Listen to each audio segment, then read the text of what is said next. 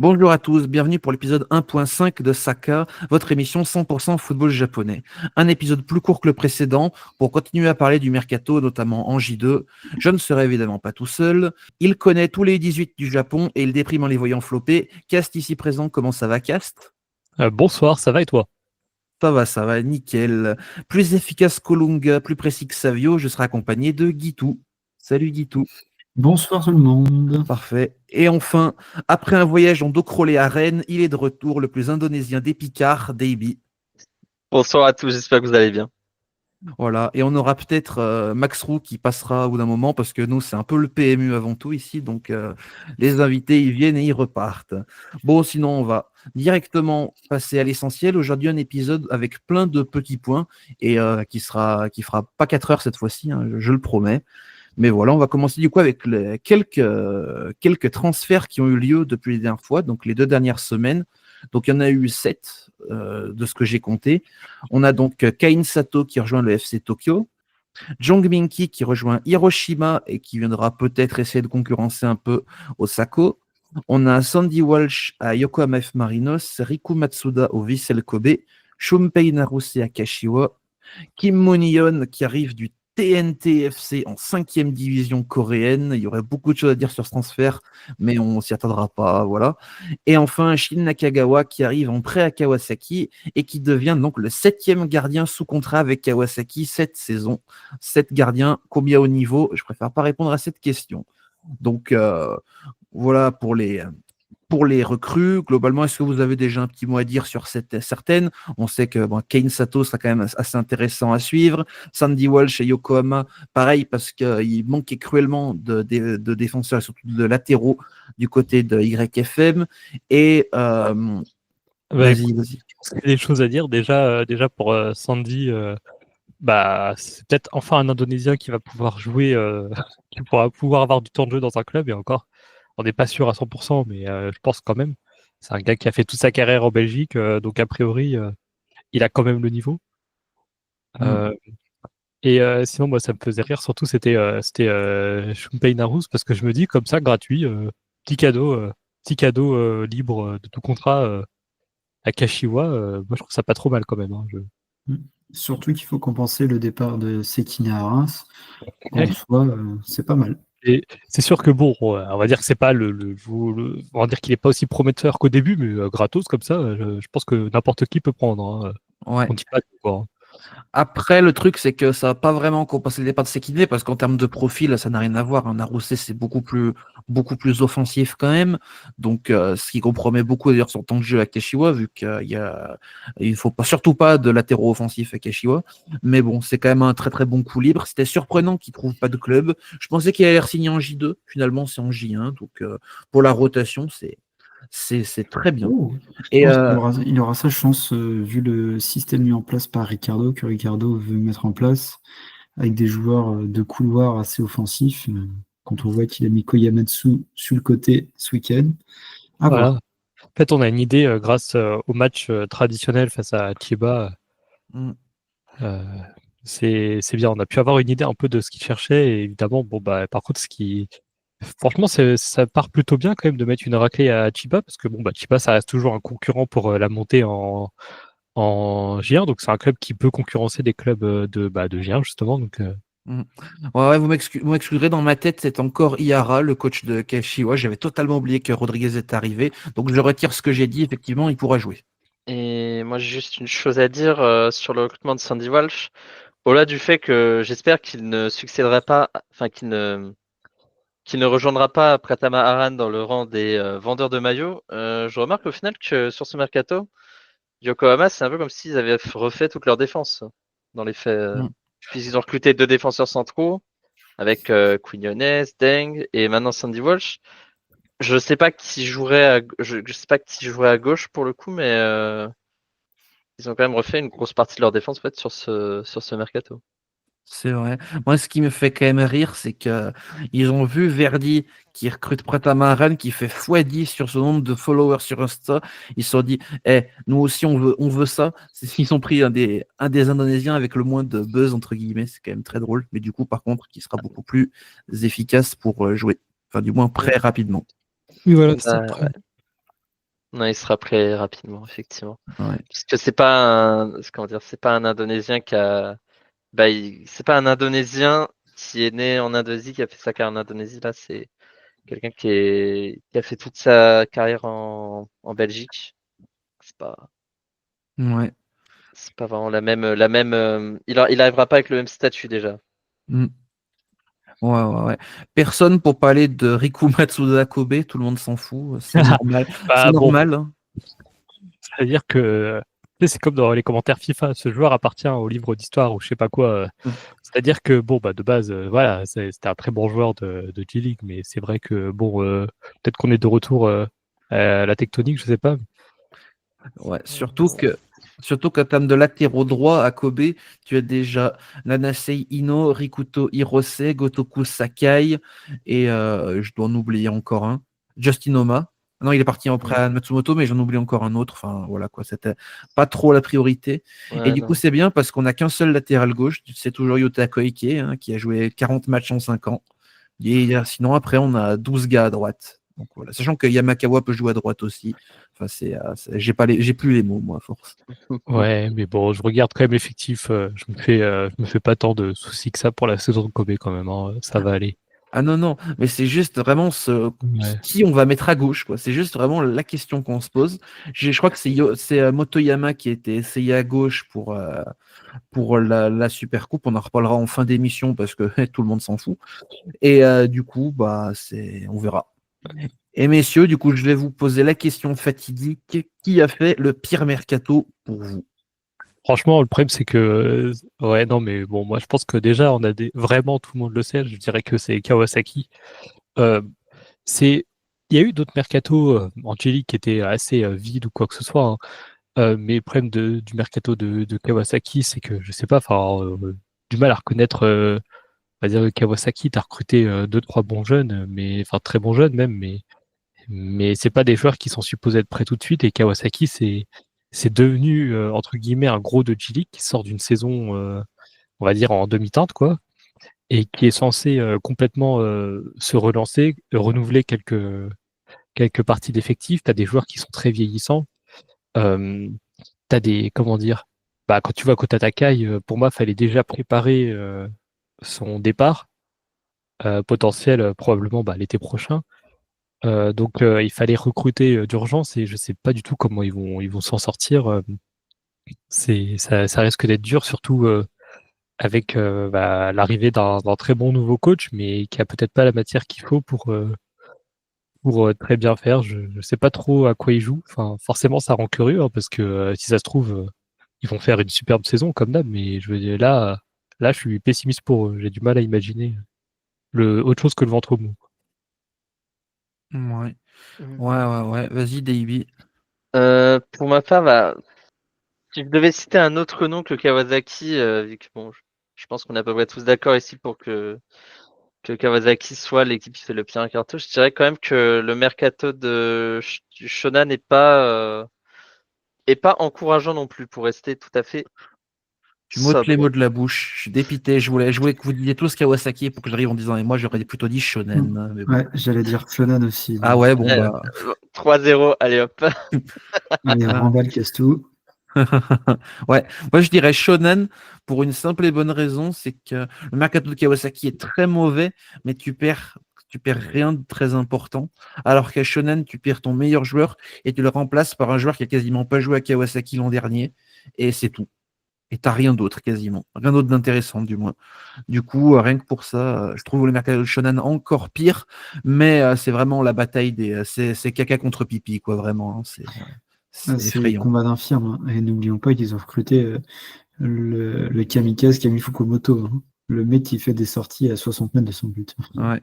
Et c'est bien parce que, pareil à Shonen, t'as vraiment une communauté d'idées pour les gardiens, parce que du coup, t'as le terroriste Kaime Fukumoto, et en deuxième gardien, t'auras l'ancien gardien du FC Osaka. Donc, quelque part, t'as cette continuité en te disant, bon, bah, je vais recréer Al-Qaïda dans mes cages. Voilà. Ça promet. Hein. Rip les supporters, une petite pensée à Shonan Belmar FR Ouais. sur Twitter. Mm. Et ils vont se Après, maintenir. je pense à ces clubs, parce qu'il y a quand même de multiples clubs qui, pour moi, ont toujours pas un supposé gardien titulaire. Et en vrai, le truc, c'est que là, ça va être dur de faire. Parce que je pense qu'il y a déjà des mercatos qui vont jouer sur le gardien, parce que visiblement, quand je vois que Kosuke Nakamura ou Suichi Gonda sont libres, justement, il y a peut-être. Il y a forcément des clubs qui ont des coups à tenter, hein. Comme on disait, Kawasaki qui ont 7 gardiens sous contrat, mais peut-être pas un seul titulaire. C'est effrayant. Qui remplace par contre très rapidement le troisième ou quatrième gardien qui s'est pété pendant la pré-saison par un jeune gardien de Fukushima pour 6 mois. Ouais, j'ai du mal à comprendre.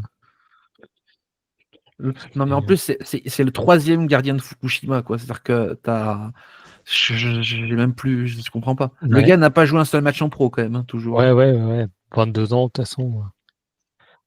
C'est au moins, entre guillemets, c'est un gardien presque prêt. Tu vois. Je me dis, vu qu'il a quelques années, même s'il n'a pas joué, mais il a quelques années dans les jambes. De toute façon, bon, on sait très bien qu'il n'est pas, normalement, si tout se passe bien, il n'est pas destiné à jouer, hein. Donc, on va dire, le bénéfice du doute, quoi. Rappelons quand même que Shonan l'an dernier avait 3 gardiens blessés et a dû faire jouer son 4e gardien pendant un match. Pareil pour Sapporo. Donc, ne sait-on jamais. C'est marrant, ça ressemble à un certain club de deuxième division japonaise. Non, ça, je vois pas de qui tu parles. Non. Ouais. Après, tu disais pour Gonda et Nakamura chercher une place et tout. Moi, je sais pas s'il reste beaucoup de place, hein. Moi, je pense que la plupart des clubs savent qu'ils ont leur gardien titulaire. Donc, ça inclut le fait que, pour moi, que Shonan croit beaucoup en Kami Fukumoto, donc ils ne chercheront personne pour le remplacer, du moins pendant 6 mois. Honnêtement, pour moi, c'est malheureux parce qu'il y a vraiment des gardiens qui sont pas au niveau, mais pour moi, tous les clubs pensent avoir leur gardien numéro 1. À J'ai part bien peut-être YFC. Shimizuki de Quid de leur gardien. Qui sera le gardien titulaire de Shimizu? Ce Oui. sera Oki. Ah, c'est vrai qu'il y a Shimizu aussi. Ouais, il y a Shimizu, il y a Kawasaki. Non, mais Kawasaki, pour eux, ils sont partis avec, Euh, Jung Sung Ryong pendant 10 ans encore. Donc, non. ouais. Oui.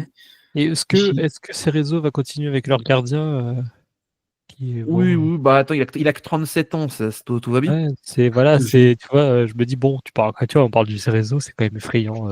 C'est quand même effrayant voilà, c'est empêchant de vouloir faire jouer des papis, même s'ils sont bons, hein, mais enfin, vraiment quand tu vois justement qu'il y a 2 gardiens libres comme Gonda et Nakamura sur le marché. Parce que Ouais. bon, Gonda, on s'amuse à le descendre, mais en vrai, il a fait des bonnes saisons. Il a fait une bonne saison en G2. Ça reste, on va dire, ça reste Gonda, quoi.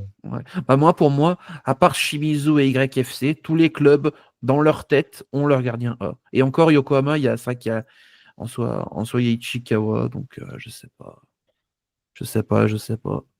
Mais ouais, pour moi, après, ouais, Gonda, ça serait très drôle si, imaginons il est libre, puis au bout de 3 matchs, Oki est à chier et que Shimizu le rappelle, ce serait quand même très très drôle ça. Ouais. J'avoue Mais en que plus, j'ai envie de voir ça. et l'Albirex, ils vont faire jouer Kazuki Fujita, tu penses Ah oui, ça beaucoup. Après, oui, Kazuki Fujita, c'est un bon gardien, mais ouais.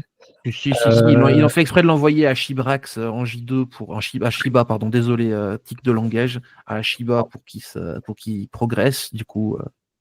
Ouais. Après, je pense aux gardiens qui se sont aussi pétés pendant la pré-saison, Daniel Schmidt, qui s'est pété avec Nagoya. Et est-ce que Gu Sung-hyun, il sera apte aussi? Il n'était pas blessé? Je sais pas. Avec Ouais, Kyoto. après le truc de Kyoto, c'est que sur le banc, ils ont Gekuji Ota qui a fait toute la fin de saison dernière. Du coup, je pense que Pojo Guije, c'est son numéro 2 et que en cas d'absence de Go Sung-hyun, sera son numéro 1.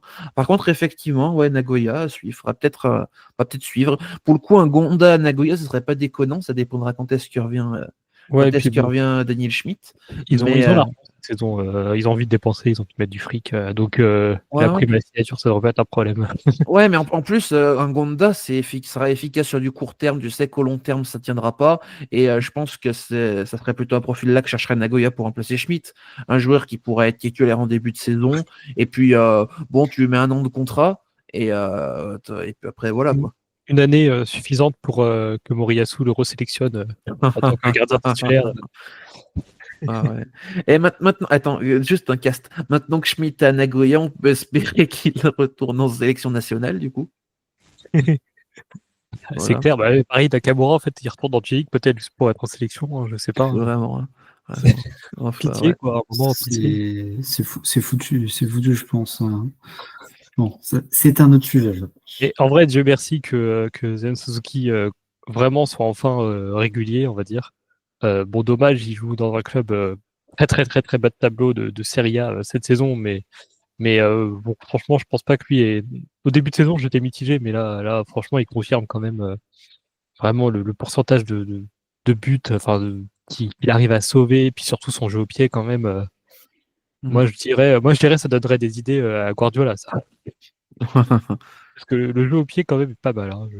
Ces relances, là, ça change d'un certain Nallier Chassé en défense centrale à Stuttgart. Ah ouais. Ouais. Heureusement qu'il a progressé au pied, parce que moi, je me rappelle du Suzuki de Urawa, le jeu Ouais, au pied, c'était pas son point fort. Hein.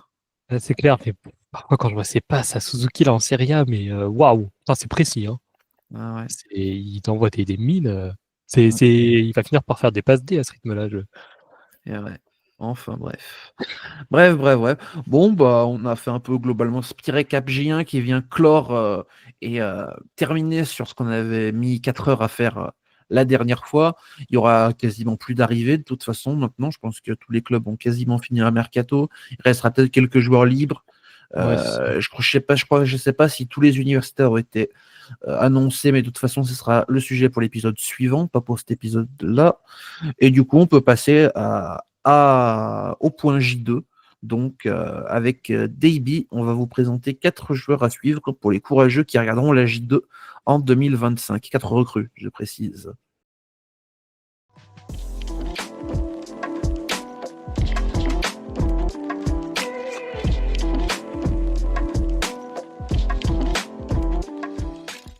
Et du coup, je vais commencer directement avec mon premier joueur à suivre, qui est Takumi Tsukui, qui a signé au Mito Hollyhock en provenance de l'Assul Claro Numazu. Donc, on est sur un attaquant qui peut jouer aussi sur les ailes, mais qui aime avant tout être dans l'axe. Donc, s'il joue ailier, ce sera plutôt pour être attaquant intérieur. Il a eu quand même un parcours assez compliqué, formé à Yokohama, où il n'a pas réussi à du tout s'imposer, même en coupe. Donc, il a été prêté en JFL au Raidmer Aomori, puis à l'Assul Claro Numazu, où il signe définitivement. L'an dernier, énorme saison dans l'équipe la plus séduisante de J3. Bon, malheureusement, Numazu s'effondre, mais lui, il avait montré qu'il avait le niveau pour jouer un cran au-dessus. Donc, il a que 22 ans. Il s'y rejoint Mito, qui est quand même un excellent club tremplin. Il a un profil très J-League compatible aussi, très technique, bon finisseur, plutôt solide aussi. Le seul frein à Mito, ça va être l'énorme concurrence sur le front offensif. Mais il y a plusieurs blessés, notamment Sugiura. Donc, il va falloir qu'il soit bon directement pour s'imposer là-bas. Pour la première recrue que je vais présenter pour ce mercato, je vais d'abord présenter Ryotaro Nakamura, donc, qui a signé au Monte du Yamaga en provenance de Kashima Antlers. Donc Ryotaro Nakamura, c'est un milieu défensif qui connaît quand même assez bien la J2 il est passé par Kofu et par Shimizu. Pour son parcours, je vais revenir vite fait, il a fait la Chuo University avant de rejoindre Kofu en 2020. Ensuite, 2 ans plus tard, après 2 saisons complètes à Kofu, il a signé à Kashima où il n'a quasiment pas joué. Ce qui fait qu'il est revenu d'abord en prêt à Kofu en août 2023 jusqu'à la fin de la saison. Ensuite, pour toute la saison 2024, il a signé en prêt au Shimizu S-Pulse, où il a fait une saison complète, avec un but et 4 passes décisives en tant que milieu défensif. Donc il a eu un rôle assez important quand même dans la saison de Shimizu, qui est par la suite montée et qui a même fini champion de deuxième division japonaise.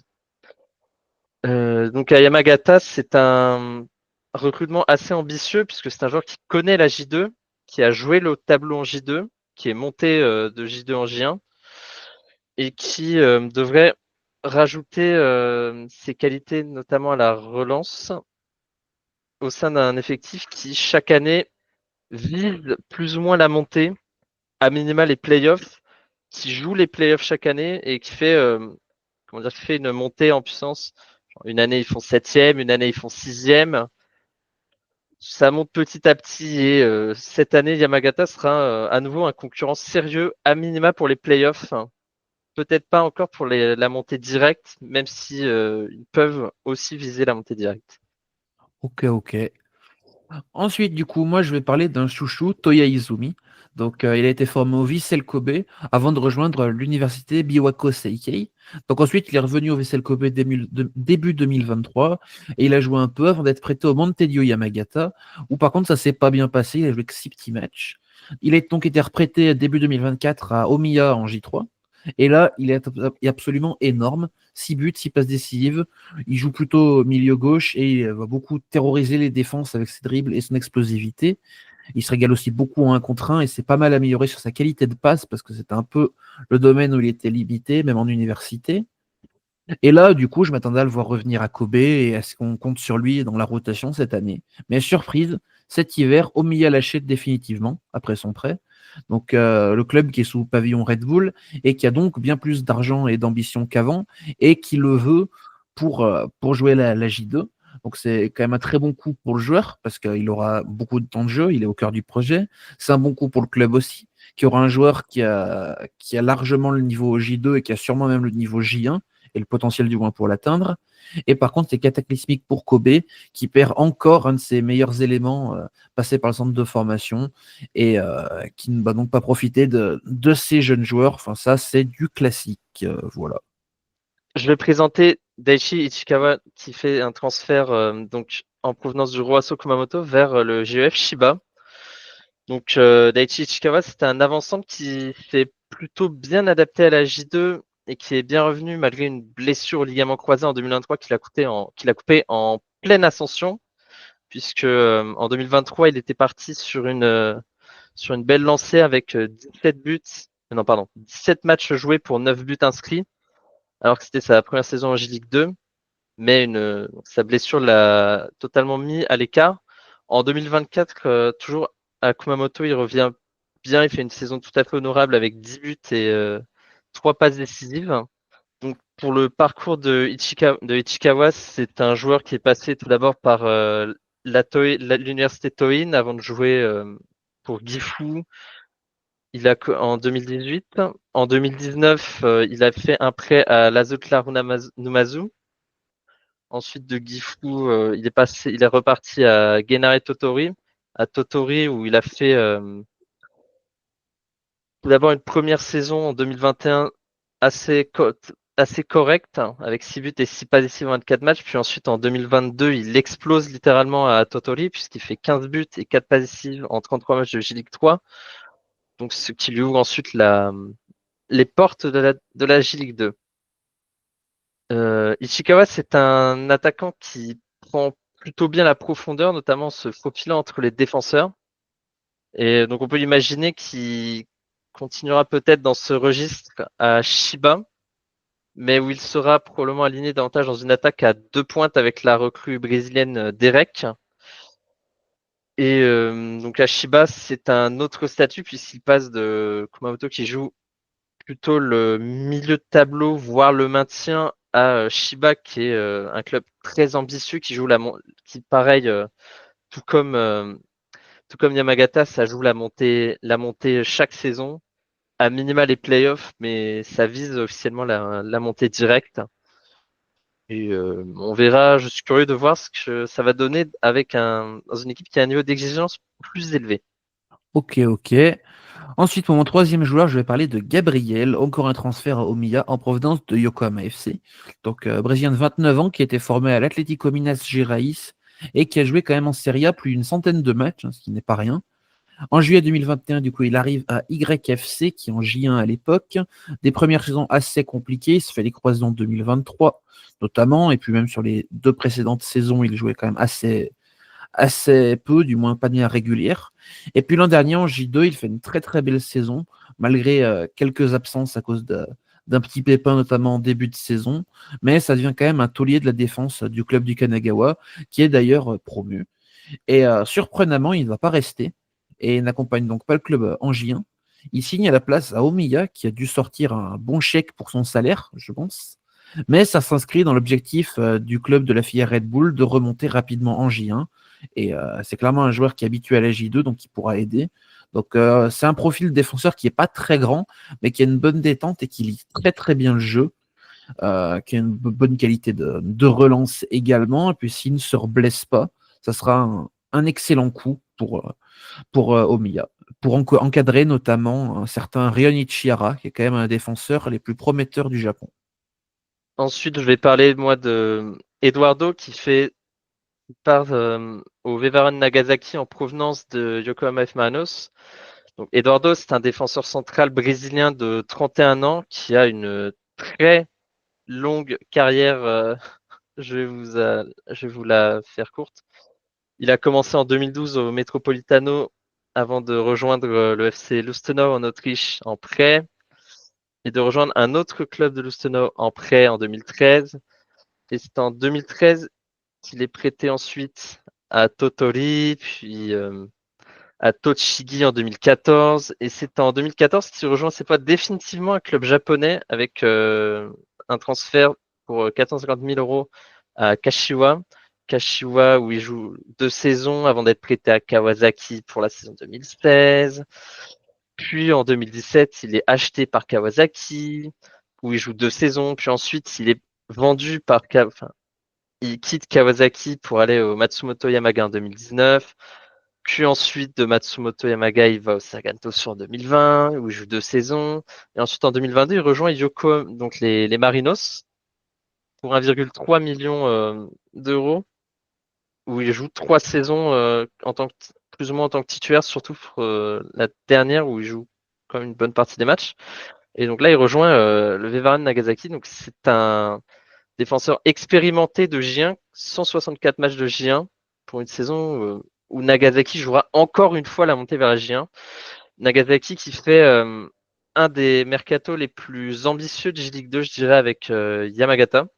Eduardo, même si si la défense des Marinos l'an dernier, c'était pas l'assurance touriste, ça reste un défenseur qui devrait être très solide pour la J2. Et vu que Nagasaki a fait ce mercato très ambitieux, je pense que Nagasaki, c'est encore une fois, j'ai envie de dire, une des équipes à surveiller sur cette J-League 2. Très bien. Et enfin, mon dernier joueur à moi, c'est Yuya Taguchi, le nouvel attaquant d'Eime.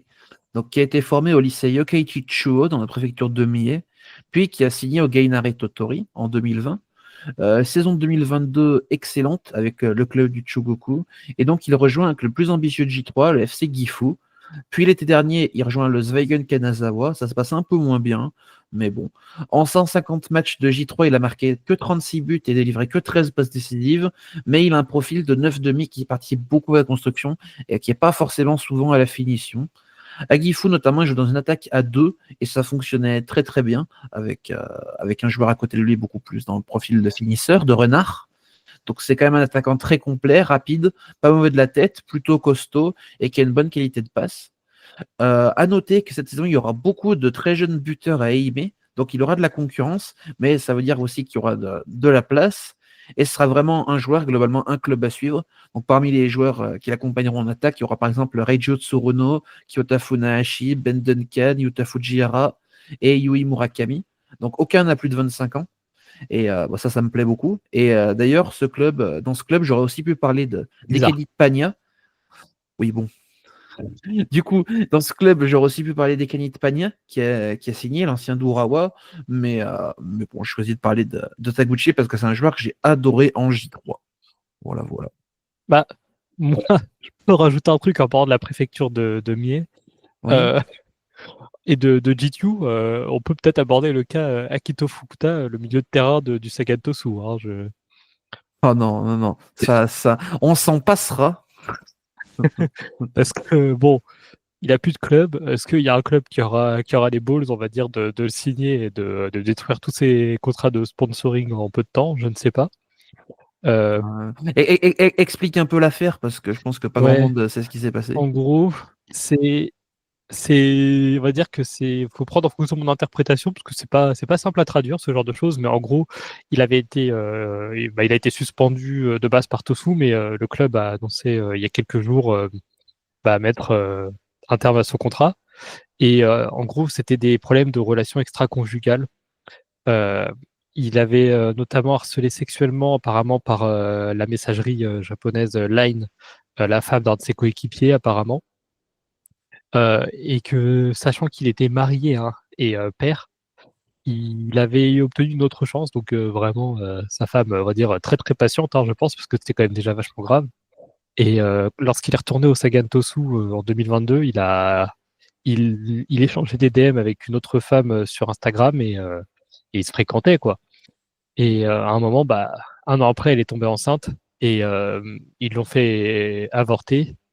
Et la relation s'est quand même poursuivie et la femme du joueur a découvert bah, cette nouvelle relation extra-conjugale et évidemment, bah là, ça s'est très mal passé pour lui et maintenant il se retrouve sans club. Et on va dire que Tosu a notamment beaucoup pris en compte bah, forcément l'avis du peuple et des sponsors. Après, ça me surprend parce que le club a quand même toujours Naoya Kikuchi dans le staff sous contrat, alors que lui aussi, il avait quand même eu un cas de suspension extrêmement grave par le passé lors de sa carrière de joueur. Euh, mais ouais, c'est à voir si un club aura les balls de le signer, parce que ça reste quand même entre guillemets un vétéran, quoi, 32 ans, c'est un joueur d'expérience. Ça aurait pu être un bon joueur de G2, hein, mais on va dire qu'il a décidé de réfléchir à autre chose qu'au ballon, quoi. Ouais. Ce qui est quand même très hypocrite de Tosu, c'est que tu parlais de Kikuchi. C'est aussi un joueur qui a quand même couvert pendant 5 ans les actes de violence de Kim Jong-un. Mais bon, visiblement, après, bon, ce qu'a fait Fukuta, c'est assez grave pour ce qui concerne le harcèlement et les agressions sexuelles. Mais le fait que ce qui a été mis en avant, c'est surtout la tromperie. Ça montre bien que les clubs japonais, du moins les fans de football japonais, sont quand même parfois assez déconnectés en ce qui concerne enfin, comment dire. Disons que les priorités éthiques ne sont pas les mêmes priorités chez eux. Bah, Mais bon. disons que bon, Kikuchi, quand même, dans le staff de Tosu, il y a zéro problème, alors qu'il avait quand même monnayé des relations sexuelles avec des mineurs. Ah oui, et À un 17, moment, je crois, non? Un truc comme ça? en fait, je sais pas, ça c'était bizarre là, mais moi j'ai pas trouvé beaucoup de sources sur un certain nombre, mais il y en a une, c'est sûr déjà. Oui. Mais donc ils avaient une suspension officielle et pourtant ça n'avait pas empêché de signer en Allemagne. Au Carl Zeiss Siena, Ouais, voilà, malheureusement, club que Valence, j'apprécie ouais. beaucoup. Et après, il a pu faire une très belle carrière en G-League et il était très bon au foot. Il a même été rappelé en équipe nationale, alors, visiblement. Ça s'oublie vite quand tu es bon au foot. Ah ouais. Bon, ça, c'est une règle après qui malheureusement est un peu valable dans quasiment tous les pays, hein, on va être Ouais. honnête. Pas hâte de revoir Keishu Sano en sélection. Voilà. Voilà, mais du coup, c'est bien parce que Fukuta, moi, je connais un club qui pourrait le relancer parce qu'il qui est déjà coutumier des agressions et des choses comme ça. Ça s'appelle le Vent Forêt Kofu. Je sais pas si Ça ira, parle. merci. Ça ira, merci. Ah bah pourtant, En vrai, votre club, non, il est. On a déjà du monde au milieu, c'est bon. On laisse Aoita, un bon, truc du genre. attends. Kofu, ça fait un petit moment. Ils sont plus trop dans ces problèmes-là, j'ai envie de dire. Ochung Namasan en K2. Voilà. Ouais, mais pareil, Hassan, c'était il y a quelques temps. Attends, on va faire plus simple, on va l'envoyer en Serbie. Voilà, là au moins, pas de Ouais, problème. allez hop là. Voilà. C'est dans quel pays qu'il avait signé Olivier Verdon, l'ancien Sochelien Bulgarie. qui tapait En sa flamme. Bulgarie. Bulgarie. Ah bah c'est très bien la Bulgarie. Bah voilà. Si Bah, jamais qui si fait jamais il a les besoin d'un Bulgares. agent, il n'y a pas de problème. Mais c'est qui d'ailleurs l'agent de Fukuda? Il n'y a même pas Ouais, d'agent. bon. Oui, bah, bon, allez, on verra ça plus tard. Bon, vas-y, Davy, ton dernier joueur. Pour le dernier joueur, j'ai choisi de présenter Kotaro Arima qui donc part de Iwaki FC pour rejoindre le terrifiant Oita Trinita. Donc Kotaro Arima, c'est un avançant de 24 ans qui est en progrès. Il a marqué 10 buts et 10 assists pour sa dernière saison à Iwaki après un exercice 2023 très difficile à cause d'une blessure au ligament croisé, encore un. C'est un gros défi pour lui tout de même de passer de Iwaki, qui est plutôt un club en ascension, un club qui travaille bien, au terrifiant Oita Trinita, qui était parmi les pires attaques l'année dernière et qui a fini de souvenir 16e au championnat, donc qui n'était pas très loin de la relégation. Donc jusqu'ici, son parcours à Kotaro Arima, il a été formé avec les U18 de Kashima. Il a joué 2 matchs en Coupe de l'Empereur, donc un passage mémorable. Donc de Kashima, il a été prêté en 2020 à Tochigi pour la saison 2020, puis aussi la saison 2021. Et ensuite, en 2022, il quitte Kashima définitivement pour rejoindre le Iwaki FC, donc qui est un club qui était en J-League 3 à l'époque, où il a fait donc d'abord une première bonne saison en J-League 3 avec 8 buts et 4 passes décisives en 24 matchs, avant de se blesser malheureusement pour sa première saison en deuxième division japonaise, où il n'a marqué que un but en 13 matchs, mais il s'est fait les ligaments croisés de souvenir. Donc j'ai choisi ce transfert pour le présenter parce que je trouve le mouvement très marrant quand même, parce que il quitte un contexte quand même qui est assez propice, je trouve, pour les attaquants, puisque Kaina Tanimura, qui est d'ailleurs encore à Iwaki pour une raison que j'ignore, c'est un contexte qui est assez propice aux avant-centres Iwaki, et là il va littéralement dans le Nether. Il va à Oita, qui est une des pires attaques l'an dernier, et où il va composer avec des joueurs tels que Shun Ayukawa, prêté par Sanfrecce, la légende Kiyotake, et ça va être assez compliqué pour lui. Donc j'ai choisi son sœur juste parce que le changement d'atmosphère va être intéressant à voir. Ouais. Tu parlais du fait que Tanimura avait pas quitté Iwaki. C'est vrai qu'on en parlait un peu de notre côté, mais je trouve que le marché du buteur en J2 est quand même très très saturé à l'heure actuelle, ce qui explique le fait qu'il soit pas parti, parce que j'ai l'impression que tous les clubs ont au moins 2 ou 3 buteurs capables d'être, du moins tous les clubs meilleurs qu'Iwaki ont 2 ou 3 buteurs capables de performer. Un créneau qu'il aurait pu avoir, ça aurait été à Chiba, qui a perdu Komori, mais ils ont été sur Daichi Ishikawa du Roasso plus tôt. Donc, j'allais dire tant mieux pour Iwaki, qui ne perdent pas un gars qui a planté 18 buts l'an dernier. Mais ouais, je trouve que Moi, en dans ce cas, J2, c'est vachement saturé le marché. j'ai bien un autre créneau pour lui, mais bon, un créneau d'un club ambitieux, mais qui fait un mercato, ma foi, assez mid. Les initiales de ce club, vous le savez tous, c'est VFK. Merci à tous. Après, je parlais de clubs meilleurs que Iwaki. Pardon. Écoute, entre guillemets, on a plus d'argent et probablement plus d'ambition officiellement, hein. Dans les faits, on n'en a aucune, que Iwaki. Je dis ça, je dis rien. Ouais, mais vous avez trouvé Mateusz Leiria, c'est super. C'est-à-dire que Iwaki T'inquiète, il a marqué 20 buts. Iwaki a de très bonnes idées. Oui, Iwaki, Oui. c'est vraiment un club qui bosse très très bien. Pour le Ouais, coup. voilà. Maintenant, je vais le dire. Maintenant, et j'ose le dire. Iwaki, c'est ce que fait le mytho Lyok, mais en mieux. Voilà, allez. C'est pas Voilà. difficile. C'est vrai ça, maintenant que tu le J'ose dis. le dire. J'ose le dire. Voilà, c'est vrai que je dis des choses qui pourraient m'avoir des problèmes. Je pense qu'à 4 heures du mat, ça va venir toquer à ma porte. Je le sais, mais bon, j'ose le dire. Je prends des risques. Et voilà. Voilà. Bon, et on a parlé un peu de J2, on en reparlera une prochaine fois. Et on peut passer au premier petit jeu de la soirée qui, pour une fois, n'intervient pas 2 heures après le début de l'émission. C'est vrai que ça fait plaisir.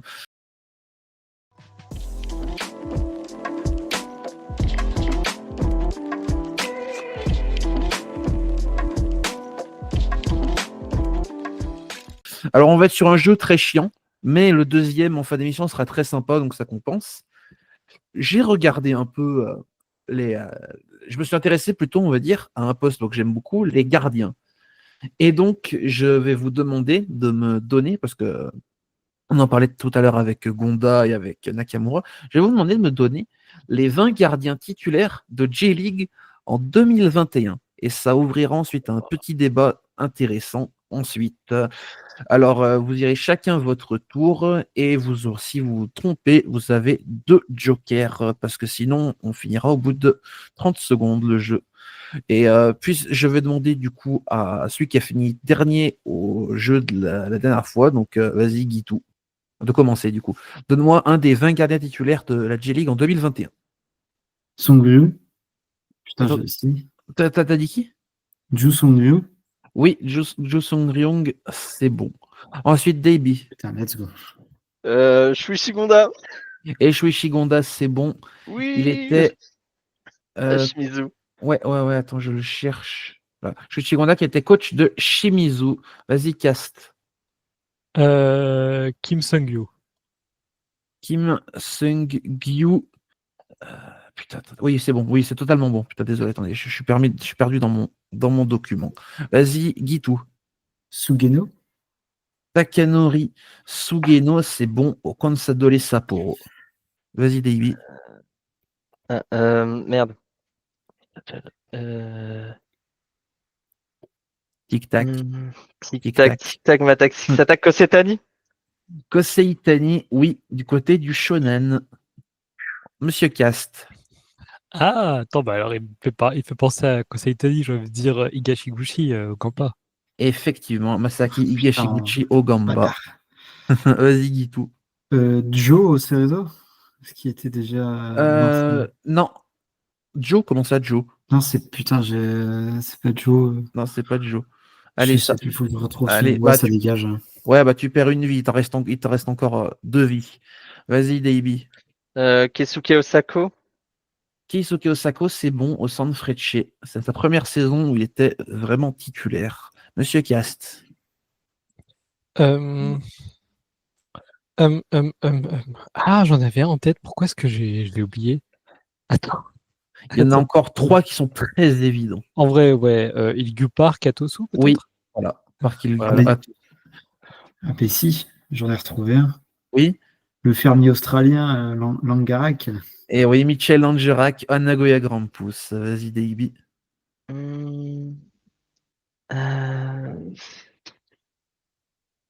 J'ai pas de nom là qui me vient en tête. Bah vas-y, on passe, tu restes 2 vies. Monsieur Cast. Nishikawa Urawa. Voilà. Shusaku Nishikawa Urawa. Gitu. C'est bon, j'ai retrouvé ses réseaux, c'était Kim Jin-Young. Kim Jin-yeon, c'est bon au Cerezo. Davey. Le truc, c'est que on commence à avoir cité beaucoup de noms, du coup, c'est un peu compliqué. Il y en a encore un qui est très évident. Je sais de qui il parle. Kawashima? Non. Je crois pas. Non. Ah, il était encore à Non. Strasbourg de souvenir. Strasbourg. Ouais, Alors, j'ai ouais. tenté. Plus qu'une vie. J'ai tenté le tapine. Vas-y, Cast, tapine. Maekawa. Voilà, Daya Ah, Maekawa, bâtard. Vissel Kobe. Vas-y, Gitu. Attends, faut se rappeler qui Vas-y. en avait en 2021 maintenant. Il n'y avait pas Sendai? Oui, alors qui était le Ganon Sendai? Ah bah c'est une bonne question, je te la repose toi-même, Kylian. Bah, je ne veux pas répondre parce que j'ai la réponse. Mais. Ouais. Bah là, non. Vas-y, cherche-en un autre sinon. Bah justement, je crois qu'il y avait Tokushima aussi, le Vortis. Alors, c'était qui le Ganon Tokushima? Bah putain, bah c'est pareil, je me souviens déjà des clubs, c'est déjà pas mal, hein. C'est incroyable de se souvenir de Tokushima des Georgies. Hein. Oui, ça c'est très très fort. Rien que pour ça, tu mérites un point, Je veux dire, franchement. il y avait Oita aussi. Hein, vraiment. Ouais. Mais eux, c'est des escrocs. En fait, c'était une saison de G2, c'était pas une saison de George. Ouais. C'était pas ces clubs. C'est vrai. On remarquera qu'il n'y en a aucun qui est remonté d'ailleurs, hein, ça veut tout dire. Oui, mais c'est fait que Yokohama, qui pourtant est le seul à remonter, est terminé dernier. Quoi. Vraiment. Et Vortis avait failli s'en tirer, mais Shonan avait réussi à se maintenir comme d'habitude. Un point, ouais, je regarde ça. Ouais. Un point, Bah, Guitou, t'as rien? Il n'y avait pas déjà Brodersen Et chez si, les bien Nuls joué. C'était Oh le là gardien là de là. Yokohama FC, Sven Oh Brodersen. Oh, le divin fauve. Ouais. T'as de la chance parce que c'est pas joué à grand chose. Ça a failli être Yujiro Kuten sur cette saison. Mais quand Brodersen a plus de matchs joués, du coup, je l'ai mis comme titulaire. Oh putain, la vache, la chatte. Davey, est-ce que c'est la fin ou est-ce que tu as un nom? Je crois que c'est bon. Jakub Sloik? Eh oui, Jakub Sloik, le gardien du Vegalta Sendai. Bien joué. Monsieur Cast. Oui, mais oui, Sloïc, c'est vrai. Bon, on cherche. T'as pas le gardien du FC Tokyo de l'époque d'ailleurs? Tiens. Bah alors, il y en a un qui a disparu, par contre, sinon l'autre c'était Guatano. Et c'est Goatano, effectivement, qui était gardien Ouais, du c'est FC Tokyo. En j'allais 2021, dire. c'était titulaire parce que l'autre était genre blessé ou je sais pas quoi, plus là. Ouais. Puis ensuite, Sloik qui arrive à Tokyo. Vas-y, dis tout. Il en Bah, reste que ouais, 5. non. Bah là, qui c'est qui joue au Shonan? Ah, il y avait. Non, si, peut-être que Kami Fukumoto. Oui, il est à Vortis. Ouais. Je l'imaginais à Fukuoka à ce moment, mais let's go. Ouais, mais Fukuoka était assez, oui, c'était oui, Oui, si, c'était la première saison en J. Hein. Il venait de monter. Ouais. Davey. Bon, bah, let's go. On en parlait. Je crois que j'en ai parlé. Yu Yaoki. Et oui, Yaoki, gardien de Kashima. Oh, Il en reste que bah, 3. alors moi, je suis obligé de jeter l'éponge parce que j'ai pas les derniers là. Là, c'est. Il y en a un, tu vas t'en mordre les doigts, Cast. Ah ouais? Attends, il y en a un, Ouais. genre c'est un jeune talent ou. Bah, il y en a un, en fait, je peux rien dire, mais tu le connais très très bien. Pas très bien, pas très très bien, mais Attends, très bien. il reste Oita. Et je dirais pas qui restent parce euh, que c'est trop facile. il reste la Vispa, je crois qu'on a pas fait. Ah, si, on a fait la Vispa. Non, Non, on n'a pas fait la Vispa. non, On parce a que pas fait la Vispa. Ah, si Kami Fukumoto, il n'était pas à la Vispa, il nous manque la Vispa. Oui. Oh Bon. putain, il y en a. Oh, comment Bah, il allez, s'appelle? je vais vous donner les clubs, de toute façon vous êtes tous les trois les gouttes. Voilà. C'est Murakami? Oui, Murakami à la Vispa, et il manque le gardien de YFM, Oh oui, putain. ah, Castou. Oh, Obina? Non? Non, Castou, gardien de YFM à l'époque. euh, euh, Je connais On pas le le nom, voulait en perso. équipe nationale. ah, attends, tu me fais mal. Tu me fais très mal là. Je suis sûr. Ah, Il attends, joue en attends. MLS maintenant. Ah, Takaoka! Voilà, oui, Takaoka. Et alors le dernier, je sais pas si vous l'aurez, c'était le gardien d'Oita. Ah bah. Il est du côté du Consadole maintenant. Sadal, mais c'est pas Sugeno. Oh là Non. là là là. C'était le deuxième gardien de Consadole l'an Euh, dernier, qui a passé la moitié de la saison blessé d'ailleurs. il y avait C'est le jeune, comment pas un, il s'appelle? C'était un jeune ou pas? Non, non, il a 35-36 ans maintenant. Bon, Donc bah, il c'est avait pas 30 ans grave. à pas un l'époque. Coréen, c'est pas un. Non, non, non, c'est un Non, non. japonais. C'est le plus dur de la liste, hein, franchement. Oui, oui, oui. Euh, Attends. Takagi? Oui, Shun Takagi. Oh, Bien le joué. boss. Et tu vois, moi, quand tu parles d'Oita, les Je seuls sais joueurs dont je pas. me souviens, c'est genre des Kazuki, Kozuka ou Tomoki Iwata. C'est compliqué, Ah, Oita. ah. Ouais, à ce moment-là. Ouais, ouais, ouais, ouais. Et du coup, ce qu'on constate est-ce que vous avez constaté quelque chose de particulier sur cette liste, quand même, de 20 joueurs? Oula. Il y en a pas mal qui sont Eh encore là. bah oui, sur les 20 gardiens titulaires en 2021, 10 sont encore titulaires en J-League et 3 sont sur le banc. Ah ouais. Voilà. Donc, parmi les titulaires, on a encore Maekawa, Nishikawa, Kim Jin-yeon, Jung Sung-ryong, on a Keisuke Osako, Murakami, Kami Fukumoto, Brodersen, Tani et Park Il-gyu. Et sur les remplaçants, on a donc Yu Yaoki, Goatano et Masaki Higeshiguchi. Donc, les gardiens, ça Ouais, tourne très peu en J-League. ouais, mais Et- je me dis, parce que tu vois, Higashikuchi, c'est un super bon gardien, mais au moins le Gamba, ils ont compris qu'il fallait peut-être pas forcer avec la vieillesse. Ouais, le mettre en Et, numéro 2. et Guatano, bon, bah en vrai, il est pas mauvais, mais bon, c'est vrai que Tokyo a préféré préparer l'avenir, son projet jeune. Il a un C'est pas... peu perdu sa place. Il était parti titulaire, mais bon, Taichi Brandon Nozawa, quoi. Ouais. c'est pas celui qui a inventé l'eau chaude, Koatano, hein. Ouais, c'est clair. C'est clair, mais en vrai, tu vois, tu te dis, Ouais. c'est pas mal en second gardien quand même, je pense. Je lui demande pas d'être intelligent aussi. On va dire que bon, il se prenait des rouges. Donc à un moment, Ouais. bon bah le coach a fait voilà, hein, au revoir. Mais Casto, tu peux le dire, il est titulaire tous les jours à Kawasaki. Tu peux le dire. Ah oui, bon, ça c'est pas dur, hein. Quand, leur- Même leur- Matsumoto est titulaire tous les jours aussi là-bas, hein. bah, Non, je pense que j'abuse. même Davey est titulaire. Ah, le Je n'ai bâtard. aucun doute là-dessus. Ah ouais, c'est vrai que Davey nous a montré de très Non. très belles En choses par le vrai, passé. en vrai, je souhaite le meilleur à Louis Yamaguchi, ne serait-ce que par chauvinisme enfin, français, mais je veux dire, c'est surtout que bon, voilà, le projet futur titulaire de prendre le troisième gardien de Machida, ou ce quasiment, allez, gardien pas trop mal, mais du Mito, je me dis, c'est quand même pas les ambitions de Kawasaki. Ouais. Vraiment voir si eux ils sautent sur l'occasion de Nakamura. Pour moi, Ouais. Nakamura, je verrais aller là-bas. Ouais, mais bon. Ouais. Mais j'ai une question, est-ce que quand il parle à Kawasaki, à Kawasaki, les gens ils l'appellent Louis-san? Si oui, sa place elle est plutôt au vent forêt Kofu. Bref. Oh non, non, c'est rare, merci. Oh là là. Bref, Non, elle est désolé. pas Assassin's Creed Shadow. Pardon, ouais, c'est désolé. Oui, oui, voilà. Allez. Bon, et bah on a fini ce jeu. Voilà, bah vous avez tous gagné pour une fois. Hein. Let's Bravo. go. Bravo les goths.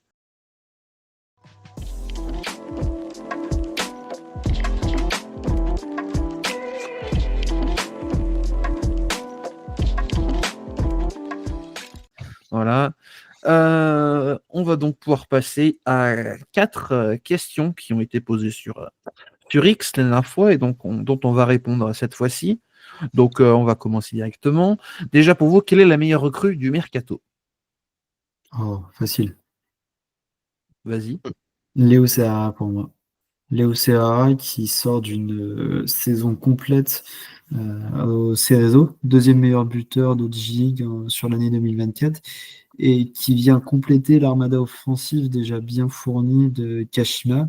Et avec Serra, Kashima se munit d'une nouvelle arme pour pour truster les premières places au championnat. Ils ont vraiment une profondeur devant qui peut manquer. Si jamais tu as Kavric qui est blessé, qui a été quelques fois blessé, Yuma qui est moins bien, tu rajoutes un autre joueur qui est expérimenté en G1, qui commence à être expérimenté en G1 et qui plante. C'est surtout ça. Un mec qui sait être décisif sur les matchs où ça peut finir en autre boudin, des matchs traquenards, il va savoir te planter un but quand il faudra. Et pour moi, il va bien s'intégrer à Kashima. C'est un très bon coup de leur part. Ok, ok. Est-ce que d'autres gens, évidemment, c'est une des meilleures recrues, ça c'est une certitude, globalement. Bien, pour ma part, en dehors de Serra, qui j'aurais tendance à dire aussi que c'est la meilleure recrue du mercato, je souhaite parler moi de Masaya Okugawa, donc qui arrive au Kyoto Sanga. C'est un joueur évidemment qui a une bonne expérience de l'Europe, qui se revient dans un club qu'il connaît bien puisqu'il a été formé à Sanga. Il arrive un peu à son apogée physiquement, même si attention aux blessures, qui sont peut-être sa plus grande faiblesse. Et il vient compléter un très très bon mercato de la part de Sanga qui fait un des mercatos les plus ambitieux de J-League 1, je trouve. Ouais, c'est vrai que c'est une sacrée recrue, puis c'est pas Monsieur Cass qui va dire le contraire, ça. Non, bah attends, tu vas pas me demander d'être objectif sur Okugawa. Le problème, c'est qu'on peut pas te demander souvent notre objectif, mais bref, c'est un autre débat, ça. Bon, c'est quoi, toi, ton joueur, ta meilleure recrue pour toi? En vrai, tu vois, il y en aurait eu tellement. Bon, forcément, il y a vraiment eu des très, très, très, très, très belles recrues. Tu sais, tu penses à Ratao Cerezo, tu penses à Quiñones Marinos, tu penses à Mateus qui revient à Nagoya. Mais moi, j'ai envie de dire, euh, ne serait-ce que par l'exploit de réussir à conserver un super jeune dans le championnat, Satoshi Tanaka, Sanfrecce Hiroshima. Bon, bah, tu me le voles, ce que j'allais dire, encore une fois, Voilà, en me disant, voilà. Alors là, moi, contrairement à vous, je parle pas de Sarah, moi, je parle de Satoshi Tanaka, mais bon, évidemment, bah, c'est une des meilleures recrues, c'est une certitude, ça. Voilà. Ouais. Bah, globalement, voilà, c'est vrai que c'est 3 joueurs, quand même, sûrement parmi les meilleurs recrues. Je sais pas si on aurait pu citer d'autres, mais j'ai pas rien qui me vient en tête. Mais... Bah, j'ai envie de dire, bah, Kojima, Kashiwa, c'est incroyable.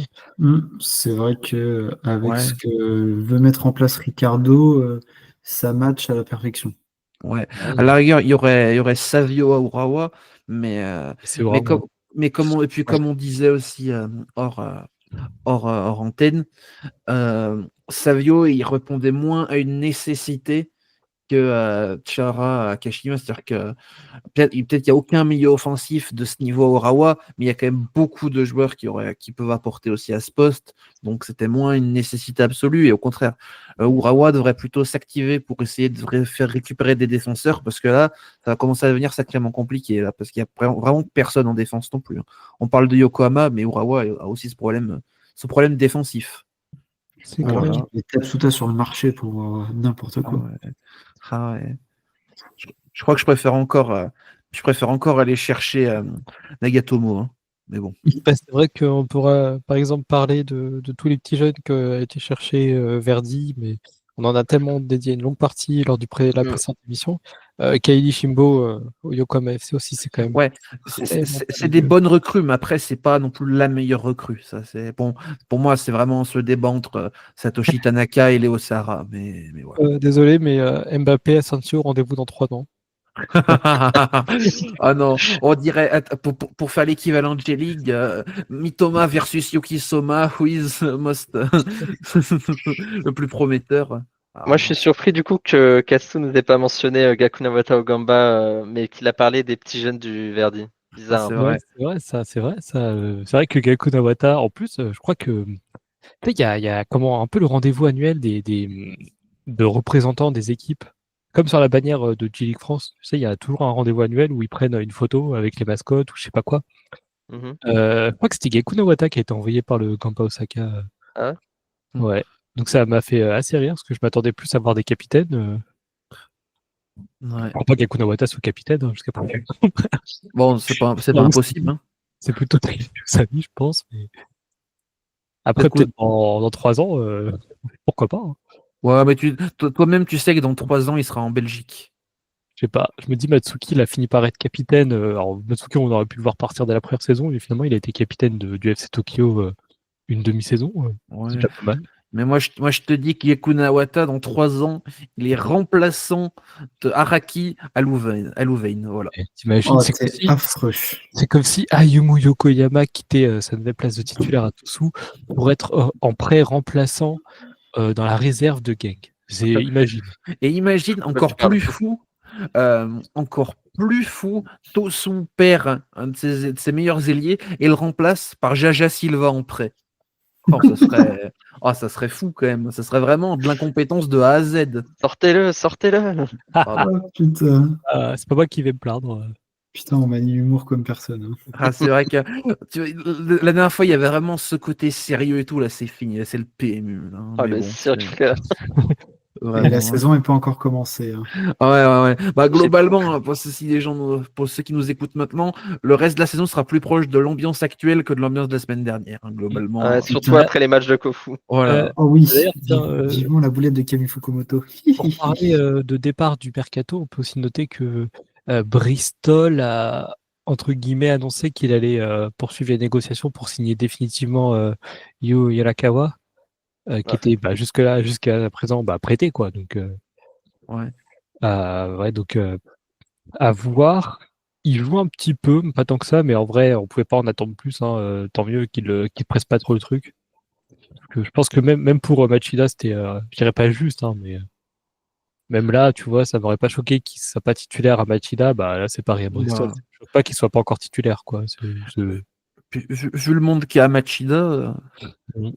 Ouais. Bah, tu Ouais. vois, merci d'avoir parlé de ce joueur parce que je l'avais totalement oublié, vraiment premier degré. Ah, mais tout le monde, hein, je crois que vraiment, il fait partie de ces joueurs qui sont un peu tombés dans l'oubli Ouais. récemment. C'est abusé. Ouais. Allez, essayons de retrouver un semblant de structure. Deuxième question qu'on nous a posée. Vers quel pays devrait se tourner la J-League pour le recruter des joueurs étrangers? Je suppose vers quel pays hors Brésil, parce que c'est Oui, littéralement solution trop 90% des recrues. Donc voilà. Écoutez, je vais me lancer. Oui. Cela dit, avec des guillemets, la guillemets principale étant à condition que ce soit en tant que joueur de foot et pas comme mascotte, s'il vous plaît. Dans ce cas, je vais dire l'Indonésie. Parce que Ah, donc. l'Indonésie, c'est quand même c'est un pays qui commence à produire des joueurs intéressants. Je pense surtout à un joueur qui pourrait être pas mal en vrai, hein. Enfin, qui pourrait, pour moi, finir en G-League et qui pourrait potentiellement jouer, c'est Rizky Rido du Persija, qui est un défenseur central de 23 ans. Donc. Mais sinon, oui, l'Indonésie, c'est un pays qui commence à produire pas mal de joueurs. Après, le risque avec ces joueurs indonésiens, c'est que en cas de recrutement, la hype soit un peu en décalage par rapport à leur véritable niveau, mais je pense qu'il y a un vrai potentiel à exploiter avec les Indonésiens. Ok, c'est vrai, c'est vrai. Après, je pense que beaucoup, en cas d'arrivée au Japon, je pense surtout se tourner vers la J2 en premier, parce que voilà. Oui, Mais, principalement. mais c'est vrai que ça peut être des recrutements intéressants. Moi, je vais un peu poursuivre sur l'Asie, parce que pour moi, il y a une région sur laquelle la J-League fait l'erreur de ne pas aller voir, contrairement à récemment la K-League, c'est le Moyen-Orient. Et je vais exclure les pays du Golfe et je vais surtout parler des pays comme la Jordanie, comme l'Iran, et si j'avais sur et l'Irak. Ces trois-là en tête, parce que on peut vraiment avoir des profils quand même très très intéressants, hein, notamment en Iran. On l'a bien vu avec Zahedi qui arrive. Bon, il est arrivé en provenance d'Ukraine, mais bon, c'est un joueur iranien.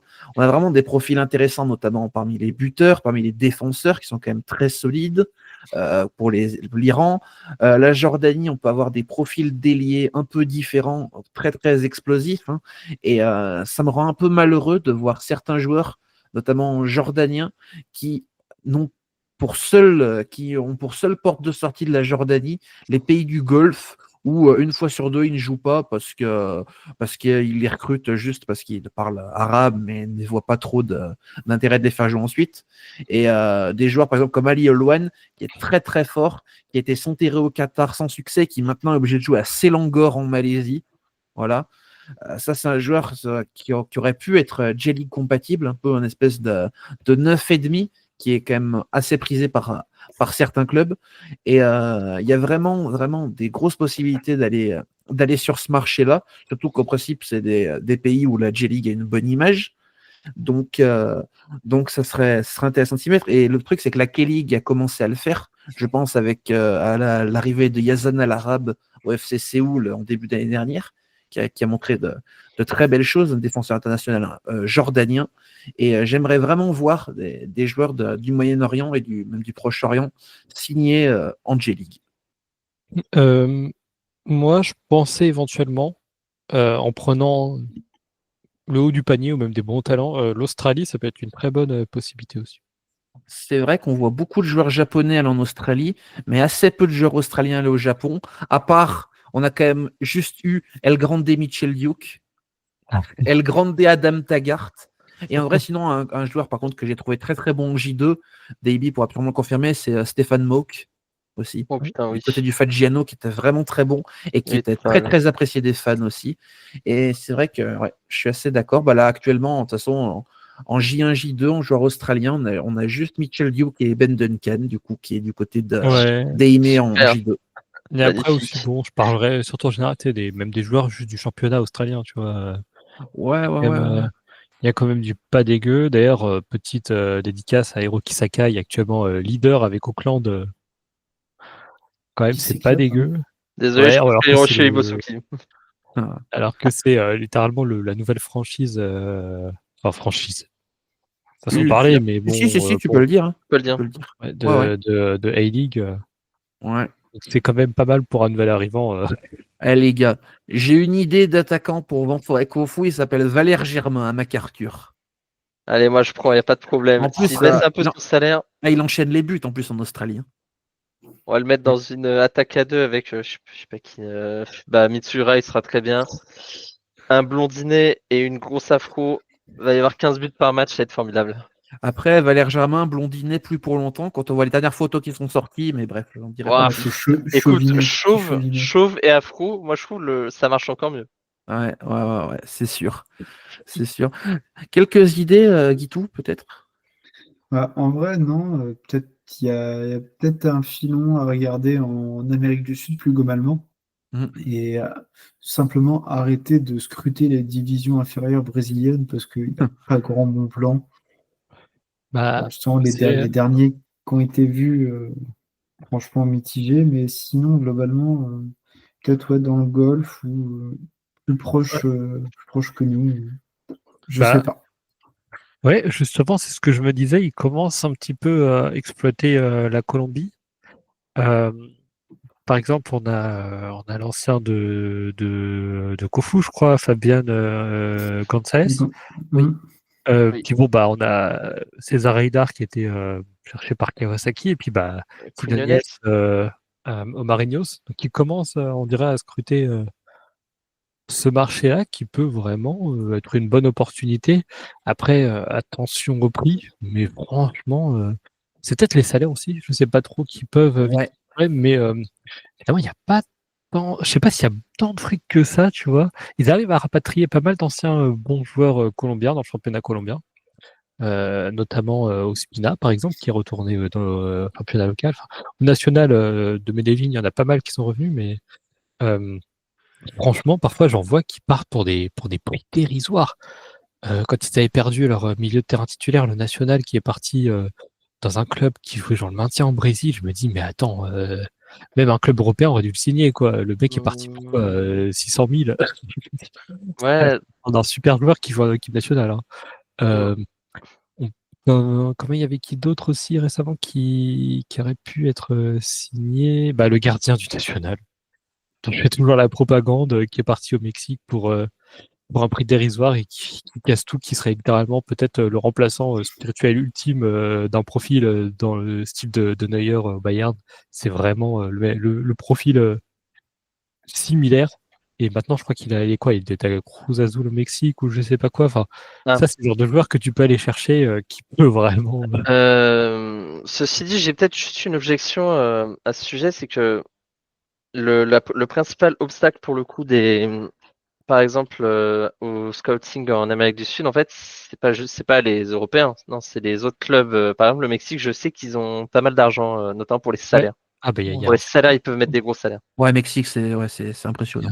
il y a un truc de fou parce que justement, quand tu as pu faire le gardien titulaire du national, quand tu as pu faire Kevin Mier, quoi, à un moment. D'ailleurs, qui a bien pris en valeur en plus. Mais il y a toujours, en vrai, il y a toujours c'est une usine de jeunes talents, tu vois. Il y a moyen de faire des petits braquages comme ça, sans Ouais. aucune forme de respect. Il y en aura toujours, mais ouais, tu prends juste toujours le risque qu'il y ait un club brésilien aléatoire qui dise, il fait, Ça, hop, gros salaire dans tes dents, bonne soirée. ouais. De toute C'est façon, le problème. Alors que, par exemple, la filière indonésienne, pour le coup, il n'y a vraiment pas il y a pas de concurrence. Il y a personne. Ouais, il y a ouais. Il y a juste les Thaïlandais vite fait et les Ouais, c'est Coréens. ça. Mais c'est globalement un résumé du football en Asie du Sud-Est. C'est que si tu es un peu talentueux, le mieux où tu iras, c'est la Thaïlande. Voilà, globalement. Ouais. Ah, mais pas quand même, ils ont quand même foutu 5 millions Cruz Azul pour Kevin Mier. Ça va peut-être faire un peu beaucoup. Ouais, voilà, tu Ah ouais, vois, 5. ils ont Après, vraiment de l'argent pour le coup, les imagine, Mexicains. c'est comme si un club de G-League dépensait 5 millions sur un international thaïlandais. Oui. Je t'aurais mis. C'est comme si un club de J-League dépensait 11 millions sur un buteur qui restait un an. Ah, un Euh, promu, hein, je précise. ouais, mais Et ça serait. qui en plus dans la même saison, quoi, lâche encore plusieurs millions sur un autre joueur. Non, mais non, ça c'est. Je pense pas que c'est possible. Là, je pense qu'on est en train d'imaginer des choses improbables. Donc voilà. Je dénonce pour ceux qui savent pas Nagoya Grampus quand ils sont montés en J1. Si vous voulez aller voir sur Transfermarkt, vous allez vous éclater. Ouais, mais alors le Joe 11 millions. Après, ceci dit, il a fini meilleur buteur de la saison. Mais bon, pour 11 millions, t'as intérêt de finir meilleur buteur. Ouais, Hein. 11 millions, quoi. Et à un moment, pour un club de G-League, c'est se tirer une balle dans le pied, quand même. Je pense que 11 millions, c'est plus que les frais de transfert totaux dans l'histoire de Tosu, plus Fukuoka, plus Verdi, plus. Non, pas Verdi, parce qu'à une époque, il y pensait beaucoup, mais Tosu, plus Fukuoka, plus que tous les clubs de Kyushu, en fait. Je pense que tu combines les frais de transfert qu'ils ont mis dans toute leur histoire, je pense que ça atteint pas 11 millions. Hein. Ouais, c'est clair. C'est clair. Mais tu vois, je me dis, ouais, il y a quand même du monde à les récupérer parce que tu as pas mal de Colombiens, par exemple, qui vont signer en Chine. Je me dis, en vrai, ça, par exemple, tu peux large aller concurrencer. Et franchement, c'est pas forcément des fraudes en plus qui vont signer. Tu as ceux qui sont pistés par d'autres clubs du championnat local, comme Quiñones qui était pisté par l'América de Cali. Tu vois, finalement, c'est Marinos qui rafle la mise. Récemment, tu as Girona qui a été en chercher plusieurs, des Colombiens. Espinosa, je pense que ça pouvait se faire à 34 ans par contre. Donc, mais tu peux. Enfin, Espinosa, non, pardon, non, attends, il a été. Non, pardon. Il a pas. Non, il vient de Girona, il a été signé au National, pardon. Mais c'est des joueurs en vrai, tu peux tenter, tu vois. Solis, bon, ça aurait pas été possible, mais comment il s'appelle le latéral qui a signé en MLS? Je ne sais pas, mais après, on n'est pas sur MLS, on est sur Saka, donc on va éviter de lister tous les joueurs parce que là, tout le monde va se barrer, Si en plus globalement. tu le connais, très bien. Oui, mais c'est super. Et sinon, juste rajouter un petit truc, c'est qu'à la rigueur, un championnat auquel il devrait se tourner, peut-être c'est l'Ouzbékistan, parce que tu as parlé de tes profils intéressants. Et puis surtout, je suis fatigué de voir des joueurs ouzbeks signés systématiquement, soit en Russie et ne plus pouvoir partir parce que c'est une prison, soit en Turquie, soit en Iran. soit en Arabie. Au bout d'un moment, c'est bon. On devrait les voir un peu ailleurs. Hein, Même en fatigués. Biélorussie. Hein, Oui, Bah, oui. tiens. Bah, après, c'est Partagez, s'il vous plaît, partagez un peu. Là. Ouais. Puis franchement, il y a certains joueurs, honnêtement, tu prends Roджima Terkinov et il ferait du bien dans beaucoup de clubs de J-League. C'est ça, ça serait un peu le Marcinho asiatique. Donc, Après, il pourrait tenter le Pérou avec la diaspora aussi. ouais, c'est vrai. C'est vrai, Il c'est y en a vrai. trois, il y en a trois là au Pérou, des Japonais. Donc en plus, qui connaissent, il y en a qui ont été formés localement. Donc ça peut être des superbes pistes hein, aussi. Ouais. Attends, il y a qui comme japonais au Pérou? T'as Eric Noriega, tu as l'ancien de Shimizu. Comment il s'appelait l'ancien de Shimizu? T'en J'ai as oublié son nom. deux à l'Alliance Lima et t'en as un. Un seul à l'Alliance Lima, pardon. Et je réfléchis quelques secondes. J'ai oublié le nom de l'ancien de T'as aussi, Shimizu. t'as les deux de Melgar. T'as Ryu Yabiku. Bah, de toute façon, après maintenant, Ouais, bref. c'est des bons joueurs. Ils sont plutôt pistés en Europe maintenant. Donc, Oui, oui, oui, ouais, non, mais ouais, c'est sûr. Le Pérou, c'est il y a une période où c'était pas le Pérou, maintenant ça l'est de nouveau. Bref, allez, voilà, il y a Kenji Cabrera. voilà. Bon, maintenant qu'on a fait du coup les pays Ah, lui, il a pas fait Shimizu. Mais où oui. devraient se tourner les. Non, mais je confondais avec Kazuyoshi Shimabuku, qui était passé par Shimizu. Ouais, il y a celui de Voilà. l'Alliance Lima, là. Oui, oui. Oui, c'est Eric Noriega, là, le Lanza Lima. Ouais. Qui a marqué un joli but récemment. C'est pas le sujet. Allez, ou une jolie passe D, je sais plus. Bref, c'est pas le sujet. Troisième question.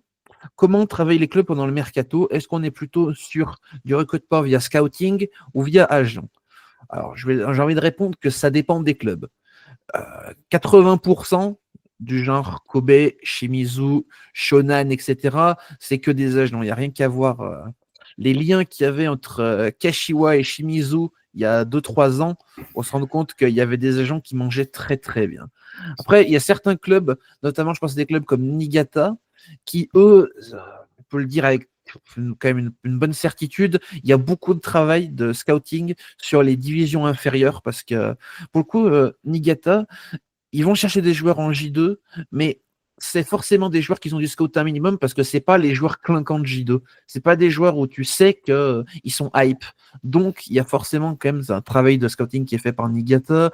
Je pense le Fat JNO aussi avait faire des recrutements quand même assez intéressants ces dernières années en J2. Je pense qu'il y a un vrai travail effectué. Après, c'est malheureux, mais j'ai l'impression qu'il y a beaucoup plus de clubs qui travaillent bien sur le recrutement et sur la volonté de bien recruter en J2 qu'en J1. Je sais pas ce que vous en pensez, mais moi j'ai cette impression-là quand même. Voilà. Bah, c'est bien en tout cas. Non mais je veux dire quand des clubs comme Iwaki, comme le Renofa Yamaguchi, comme bon, Alpha Geno ils sont montés, comme le Montedio Yamagata, je trouve que c'est des clubs et des manières de faire qu'on voit presque pas en J1 à part du coup du côté de, euh, de Niigata. Et après, je pense que après, il y a aussi un truc, c'est qu'il y a certains clubs qui semblent travailler très bien, mais qui en réalité aussi bossent qu'avec des agents.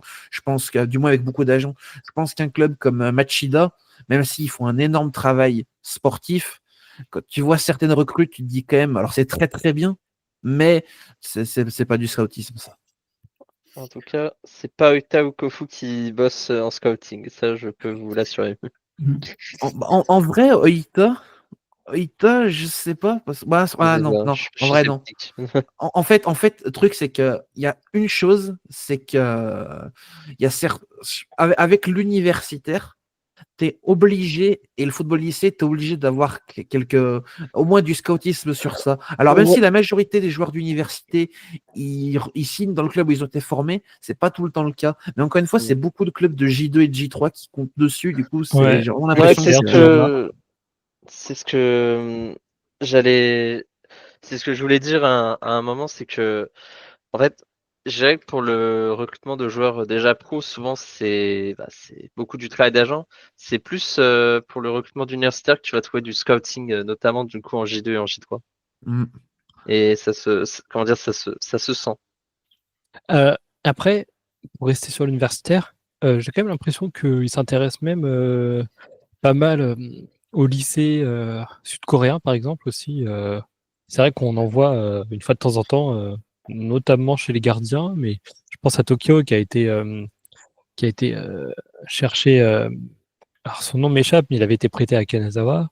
Ouais, Baikin One qui a joué Ouais, un c'est ça. match à Ouais, tu vois, Kanazawa. mais je me dis, c'est bizarre. En fait, on sait pas trop, tu vois, on sait pas trop comment ça se passe.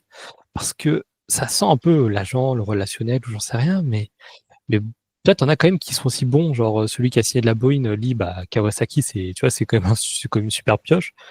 Euh, Il y en avait un aussi qui avait été signé à Kashima, mais j'ai pas trop vu ce qu'il devenait, mais il est toujours très jeune, hein. Un jeune gardien sud-coréen. Oui, Donc, il y a quand même des. oui, Park Wi-jong, je crois, un truc comme ça. Ouais, bah d'ailleurs, je crois qu'ils sont en train. C'est pas la K-League qui est en train d'imposer un truc comme quoi les gardiens étrangers ne pourront plus évoluer en K-League ou un truc comme ça. C'était pas déjà le cas, il me semble que si. Je sais plus, je sais Si, pas. si, il me semble que si, c'était déjà le cas. Bien sûr que c'était déjà le Ouais. cas. Non, non, en K-League, tu pouvais pas avoir de gardien étranger. Et, ça ferait bien du bien au Japon d'ailleurs, ça, mais bon, c'est un autre débat encore. Voilà. Oh, non, on aime bien nos gardiens sud-coréens. Ouais. Mais Ouais, c'est vrai qui que sont ouais, vieux, hein. Ah, tiens. Ah ouais, mais c'est un revirement total de sujet, mais c'est quelque chose que j'ai vu sur le CIES. Je pense que vous êtes tombé dessus aussi. C'est la J-League fait partie, je crois qu'elle est top 3, top 2, un truc comme ça, des championnats qui font le moins jouer les U20 ou un truc comme ça. oui, bah on en parlera juste après d'ailleurs, parce Ah que bah c'est parfait. très intéressant aussi d'en parler. Voilà. Oui. Mais juste, ouais, vas-y, dis tout. J'ai envie de dire aussi, ça dépend de l'entraîneur en place, même si le board peut bien travailler, ça dépend aussi de l'entraîneur en place ou du manager, ça dépend comment il qualifie et quelles sont les libertés données on va dire, à l'entraîneur. Je peux reprendre l'exemple de Ressol. Tous mes exemples tournent beaucoup autour de Ressol parce que c'est le club que je connais le mieux. Mm. Mais tu vois, dans le board, il n'y a pas eu trop de mouvement de ce que j'ai compris. Mais Ricardo est arrivé à la tête on va dire, de l'équipe. Et directement, tu vois, la première annonce, c'était Kojima. Et Ricardo, ce qu'il voulait, lui, c'est un gardien qui sait jouer au pied. Et tout de suite, on a été chercher quelqu'un qui lui faut. Mais pour revenir sur le scouting sur le scouting des jeunes au lycée, à l'université, je trouve ça très bien, mais attention de ne pas faire n'importe quoi et de pas tomber dans tiens, j'achète des jeunes parce que j'ai pas envie de manquer une opportunité. C'est bien beau d'acheter des jeunes, de promouvoir des jeunes, mais à quoi ça sert si tu en as 20 dans ton effectif et que tu en as deux qui ont 2-3 minutes de temps de jeu par saison, quoi. On se demande de qui tu parles là. Franchement, Non, je sais pas. vraiment, pas du Vraiment. tout, hein. Non, non, Non. c'est quoi? Ouais. C'est quoi les Et- couleurs? C'est blanc, c'est marron, un truc du genre, non? Ouais, Non. ça doit être ça. Mais juste pour revenir, parce que c'est intéressant ce que tu disais sur le coach et tout, c'est vrai qu'à Kobe, bon, les derniers coachs qu'on avait eu, notamment à l'époque Etsui, Romiura, etc., ils disaient rien. Le mercato, tu savais profondément qu'ils n'avaient pas leur mot sur le mercato, et que tu sentais que toutes les recrues, c'était du Mikitani qui est en roue libre. Là, depuis l'arrivée de Yoshida, on voit la différence entre les recrues Mikitani et les recrues Yoshida. Et on voit qu'il y a des recrues Yoshida. Par exemple, tu prends Haruki Motoyama cet hiver. C'est une recrue Yoshida, c'est sûr. Yoshida, c'est quelqu'un qui a été coach de Nagasaki, qui a été recruteur pour Vissel Kobe, qui regardait la J2 beaucoup. Et du coup, quand tu vois un joueur de ce genre, tu sais que c'est Yoshida. Par contre, quand tu vois signer, par exemple, Yuta Koike, tu sais que c'est une recrue Mikitani. Mais des recrues, mais disons qu'à Kobe, quand même, maintenant, on est sur de plus en plus, je pense, à écouter le coach, parce qu'il y a une période où on ne le faisait pas du tout et ça recrutait au pif, entre guillemets, les joueurs qui passaient et c'était gangréné par les agents. C'est un peu moins le cas, quand même, faut le souligner, même si des recrues comme Haruya Ide ou Riku Matsuda montrent encore que les agents ont une belle place au sein du Vissel. Personne n'a rien à rajouter sur ça? Non, je pense que c'est Non, pas non. mal. Eh bah, très bien. On peut passer à la quatrième question qui va nous permettre un peu de parler aussi de ces jeunes. C'est pourquoi le système de U23 n'est-il pas remis en place? Donc, avec soit des équipes U23, soit même, pourquoi pas, la création d'un championnat. Donc, et corrige-moi si je me trompe, Castou, il avait été question de faire un championnat U21, c'est ça? Ah, je sais pas si c'est U21 ou U23, Et tu me dis. c'était U21, ça c'est sûr, c'était pas U23. Mais il y a bien un championnat jeune qui va être créé. Il y aura des places, il y aura quand même quelques places overage, comme on dit, mais donc ça déjà quand même c'est un miracle. Enfin un miracle, c'est quand même vachement bien. Mhm. Non, bah ça va bien aider au moins Bah, les jeunes joueurs à obtenir du temps de jeu. ça vient corriger le problème majeur du football japonais, c'est que tu n'as rien après les U18. Ouais. Et Et c'est ce qui est très très stupide quand même quand on y réfléchit, parce que encore le football japonais enfin les coachs japonais feraient beaucoup confiance aux jeunes. Tu pourrais te dire que dans ce cas, c'est pas grave que ça passe 18 au A si le gars a 19 ans, il joue. Mais le problème, c'est que il faut avoir 5 saisons sans jouer pour pouvoir espérer jouer en J1 à l'heure actuelle. Il est nécessaire de leur donner du temps de jeu. Et même si certains glènent du temps de jeu dans les équipes de division en dessous, Mito qui s'est spécialisé là-dedans, bah, ça reste quand même trop peu, quoi. Et ça limite beaucoup le potentiel de la J-League.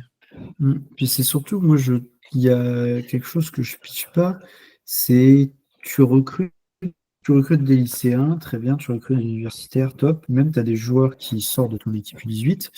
Je vois pas l'intérêt de les prêter 3 et 4 saisons d'affilée en J3 si après c'est pour jamais les faire rejouer.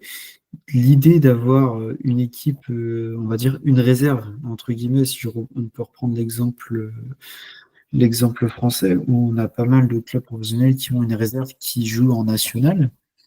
Là, ça serait l'équivalent de JFL, voire peut-être pourquoi pas essayer de les intégrer à la J3. Mais au moins, tu as ton équipe qui est composée de tes propres jeunes. Et à tout moment, en fait, tu peux faire redescendre des jeunes qui étaient en équipe A, en équipe réserve si jamais ils sont pas bons, ils reviennent de blessures. Et les jeunes qui explosent en réserve, tu les fais monter dans ton équipe première, tu les promeus pour les féliciter et pour vraiment leur donner une chance d'atteindre leur rêve, la J1. Mais c'est en Europe, on a quelques grandes équipes comme ça qui sont fait on va dire une ligue, entre guillemets, c'est pas une ligue, c'est rien d'officiel, c'est des matchs amicaux. C'est Monaco, par exemple, les jeunes de Monaco jouent contre d'autres jeunes de grandes équipes en Europe. Et pourquoi pas avoir ce modèle-là au Japon? Je me dis, qu'est-ce que ça coûte d'essayer, mais d'avoir, entre guillemets, pourquoi pas essayer de répliquer un système J1, J2, J3, mais pour les équipes de jeunes. Encore faut-il que les équipes inférieures ont les effectifs nécessaires pour pouvoir aligner ces équipes. Mais je pense que ça peut être une idée intéressante. Ouais. Alors je vais juste rebondir sur le fait que effectivement, ça serait en J3 pour moi c'est trop compliqué à l'heure actuelle de mettre des équipes réserves parce que la J3 c'est un championnat qui se veut maintenant 100% vraiment pro et de manière générale, vu que c'est un championnat pro, on verrait pas par exemple d'équipes jeunes en national en France qui pourtant même pas un championnat pro. Alors en J3 j'ai du mal. Pareil en JFL faut voir. Par contre, c'est très stupide de ne pas avoir de réserve dans les divisions régionales, sachant que les universités elles-mêmes ont un club en division régionale pour certaines. Notamment Ryotsu Keizai, qui avec son club de Ryugasaki a vécu des très très belles années, était même monté en JFL il y a quelques saisons avant qu'ils en soient interdits. Donc c'est très bizarre qu'il n'ait pas d'accès enfin qu'il n'ait pas de club réserve, voilà. Et deuxièmement, pour répondre à ta question sur est-ce qu'il y aurait la possibilité de faire un système J1, J2, J3, J1 oui, J2 je sais pas, J3 non, parce que tu as beaucoup de clubs de J3 qui ont un centre de formation beaucoup trop limité pour ne serait-ce qu'avoir un effectif suffisant à présenter pour un championnat U23 ou U21. Ouais, bah de toute façon, ouais, donc là, de ce que je lis, des informations datant d'octobre, on parle donc bien d'une Ligue U21. Il y a plus de 10 clubs professionnels qui sont qui sont très très intéressés. Et voilà, ça parle de overage de 22 et 23 ans et une quinzaine à une vingtaine de matchs par saison. Ça serait vraiment impeccable, ça. Par contre, il y a une chose, pitié, je vous en supplie, que ça soit diffusé sur YouTube. Ouais, j'avoue. Puis en plus, tu me prends franchement les meilleurs clubs, on va dire, avec les meilleurs centres de formation du championnat. C'est limite plus intéressant à regarder que la J1. Ah oui, Certains. En vrai, non. Je sais pas, parce que la J1, c'est quand même des matchs sympas. Par contre, ce serait pas dur de dire que ce serait plus intéressant que la J2, vu comment on s'est fait chier l'an dernier en J2. Mais bon, Fallait passer en J3 pour s'amuser directement. Ouais, fallait faire ça. C'est fou, ça, quand même, que ça soit en France ou au Japon, la deuxième division, c'est toujours la division de Golemont où tu vois jamais de foot. Ouais, tu vois, c'est comme, bah, les gens préfèrent regarder soit le PSG, soit Créteil ou j'en sais rien, mais pas le Paris FC, c'est tout. Et je jure que je préfère regarder le Paris très Atlético en national, hein. Voilà, je le Non, dis, c'est clair, j'ose le c'est dire. clair. Mais Tu ouais. dois aller voir les matchs de Ponto Kobo en jeune. Ah ouais. Ouais. Mais du coup, on sait qui sont les 10 clubs intéressés ou pas? Bah, je suppose qu'il n'y a pas Kobe déjà. Je Parce que sais pas. tous nos jeunes, on les prête. Donc, Je pense qu'à coup sûr, déjà, on verrait le FC Tokyo Tokyo rouler sur le Verdy championnat, aussi. mais Ouais. Tokyo Verdy, je pense, Kashima, il y en a tellement des jeunes de Oui. Kashima. Tu peux mettre Kashiwa aussi En dans vrai, le lot. en vrai, il y a des chances que ce soit une ligue Kashima, ouais. Tokyoite, hein, parce que tous les clubs les plus intéressés pour la formation, à part Tosu, c'est que des clubs de Tokyo, quoi. Enfin, ou du moins de la Ouais. banlieue, quoi. Machida, à voir, je sais pas. Non, non, pas eux. C'est Ouais, c'est les seuls qui seraient capables de pas la rejoindre. par contre, je pense qu'on pourrait, oui, il a raison, on pourrait voir Kashiwa, on pourrait aussi voir, selon moi, Ouais, Kawasaki, hein. oui, Kawasaki à coup Mm. sûr. Il y a vraiment qui qu'on voit genre sur les listes récentes Après, faut pas, Oui. après Casto, ça sera du U21, donc faut plutôt réfléchir à des clubs qui vont recruter des gens en sortie de lycée aussi. voilà, c'est ça, Mm. pas à des clubs qui uniquement forment, genre, Urawa, je pense Urawa, on pourrait aller oui, voir. Urawa, ouais. Ouais. Urawa, oui, de fou. Ah, puis tu as un vivier de toute façon Mm. autour de Ouais. Tokyo. De toute façon, même le vivier même pour Urawa, le vivier de Saitama, et ça m'étonnerait même pas que sur le long terme, on voit par exemple le RB Omiya. Mm. Vu comment la manière dont ils ont parlé du vivier de Saitama et qui a poussé notamment leur choix de choisir Omiya, tu sens qu'ils sont renseignés sur la question et puis bon bah ça reste les projets Red Bull très centrés aussi sur les jeunes. Mm. Je pense Après, ouais, ils sont redescendus en 18, tiens, mais ouais, ils sont plus en Ouais, mais après, c'est vraiment sur du long terme. après le U18, ça veut rien dire parce que déjà, en plus, t'as des joueurs qui arrêtent de jouer au milieu de la saison pour être intégrés en désigné spécial dans l'effectif A. En fait, pareil, tu auras un certain. Enfin, l'exemple que je prends, c'est l'universitaire. C'est-à-dire que Kokushikan, ils finissent chaque année dans le top 4, alors qu'il n'y a aucun jeune prometteur qui en sort. C'est aussi parce que enfin, c'est compliqué à expliquer, mais donc les résultats en études ne sont pas que sur la qualité des joueurs, quoi, loin de là. Et c'est surtout que c'est voilà. très générationnel. Donc, Ouais, c'est ça aussi. Sinon, Genre, typiquement, l'exemple qui vient aussi, c'est le Sagan Tosu en U18, 2022, il gagne la Prince Takamado, 2023, il passe à côté de la relégation, quoi. Donc, parce qu'ils promeuvent 3 ou 4 jeunes entre 2022 et 2023. en vrai, là je pensais sinon, bah, pour moi il y a Kyoto Sanga qui forme plutôt bien et Hiroshima aussi. Oui, Hiroshima surtout. Hiroshima, c'est sûr. Ouais. Euh, Le problème de Sanga, c'est qu'ils forment bien, mais ils ont du mal à concrétiser ces dernières années. Shonan aussi, C'est-à-dire qu'à part à Sanga, à part comment il s'appelle Kawasaki et à part Kawasaki, compliqué le reste. c'est clair. Shonan, en vrai, il y a des bons jeunes. Shonan. Oui, mais Shonan, s'il y a une Ligue U23, c'est les premiers à y aller, je pense honnêtement. Vu que c'est littéralement le seul projet du club, c'est récupérer des jeunes de lycée d'université parce que ça coûte pas cher. Ouais, leur équipe U23 sera meilleure que l'équipe première. Ouais. Après, je serais curieux de voir si Shimizu s'y intéresserait parce qu'il y a toujours parfois des petits jeunes de Shimizu, puis surtout ils vont recruter quand même. Ils vont recruter en universitaire. Ouais. Alors, Après, même en lycée. Ouais. Après, je pense que si c'est une ligue qui est ouverte aux clubs de J1 et de J2, il y a plus de chances de voir Iwata que Shimizu. C'est clair. Mais ce qui est sûr, c'est qu'on verrait pas Kofu. Parce que nous, tu vois, déjà on n'a pas de jeunes, mais les quelques jeunes, c'est parce que Yamato Naito va mettre 20 buts en J2, c'est bon, on connaît. On n'a pas besoin on n'a pas besoin de ligue pour les U18. Nos U18 vont faire leur ligue, mais en J2. Ouais. Sur Football Manager, peut-être il mettrait les 20 buts, mais. Après, bon, vous avez quand même un gardien. On a 3. En U16, quoi, peut-être. Non, mais je veux dire en U16. Après Kofu. Auto Goto, mais bon, on a le temps. Après, remarque la ligue, elle serait genre avec le changement de calendrier. Donc, Le truc, c'est que Kofu, c'est pas vraiment le club qui forme, c'est surtout un club qui travaille sur les universitaires. Surtout un club qui récupère des gars qui jouent peu en J1 et puis Inch'Allah ça passe. Ouais, je te trouve sévère quand même. Nous, sur ce mercato-là. Sur ce mercato, oui, après on a surtout quand même beaucoup recruté les universitaires aussi, quoi. Ouais. Après, ils jouent une saison, ils sont bons, puis après ils partent en J1 et ils jouent plus. Ouais, voilà le classique. Ça, c'est la vie d'un club de J2 moyen, tu vois.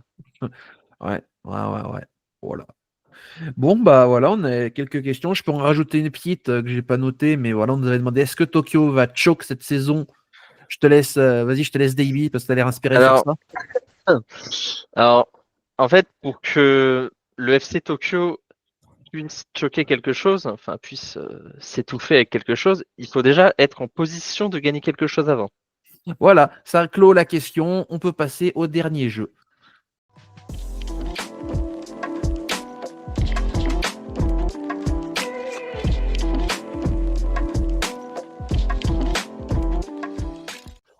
Alors, ce dernier jeu, ce sera, je vais appeler ça le juste prix. Vous allez devoir, je vais vous demander 10 nombres, et donc chacun votre tour, vous me, vous me donnerez, par exemple, je vais vous demander, par exemple, combien a coûté ce joueur.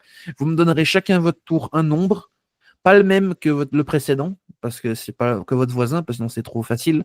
Et celui qui est le plus proche gagne. Voilà. Bon, c'est aussi simple que ça. Il y en aura 10. On va tourner, hein, c'est pas le premier c'est pas toujours le même qui donnera le premier à chaque fois, le premier bet à chaque fois. Donc je vais vous demander déjà dans un premier temps combien a coûté Jason Quinones. Vas-y, Davey, je te laisse donner un nombre. 1,5 million d'euros. Alors, Guitou. Quignonez, c'est celui qui est arrivé au Marinos. Oui. Ouais. 2,1. Et Castou. Et moi, je suis comme Davey, j'aurais dit 1,5 aussi. Bah, combien tu dis alors? Bah écoute, on va dire 1,4 hein, pour faire un truc différent. Mais... Eh bah, c'est Davey qui est le plus proche, c'était 1,75. Ah, le bâtard. Ouais. Ouais, voilà. Deuxième question.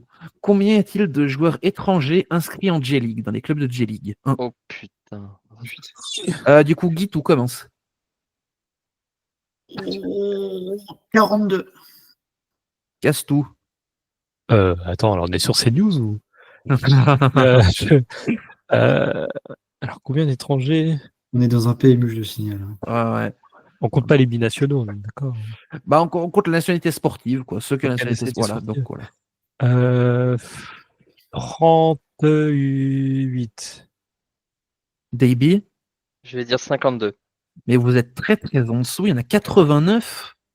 Oh, vas-y. Ah ouais, quand même. Bah, du coup, Davey, c'est gagné encore une fois. La fraude. Ouais, 89 quand même, hein. Et on arrive. En principe, dans chaque club, il y en a au moins 6 ou 7, hein. C'est vrai. Donc ça monte vite. À part à Verdi, vu que c'est un club très très raciste. Raciste, Voilà. tu peux le dire. Ouais. Il y a un seul étranger, c'est le gardien. Voilà. Je n'oublie pas le Capratamaran, je vous oublie jamais les gars, attention. Après, on n'oublie pas l'absence de Sud-Coréens à Urawa. Ça, non. Après, Tokyo a quand même un peu. Ouais, mais non, j'allais dire qu'ils ont dégraissé les Brésiliens, mais il y en a encore plein qui sont ramenés. Oui. Oui.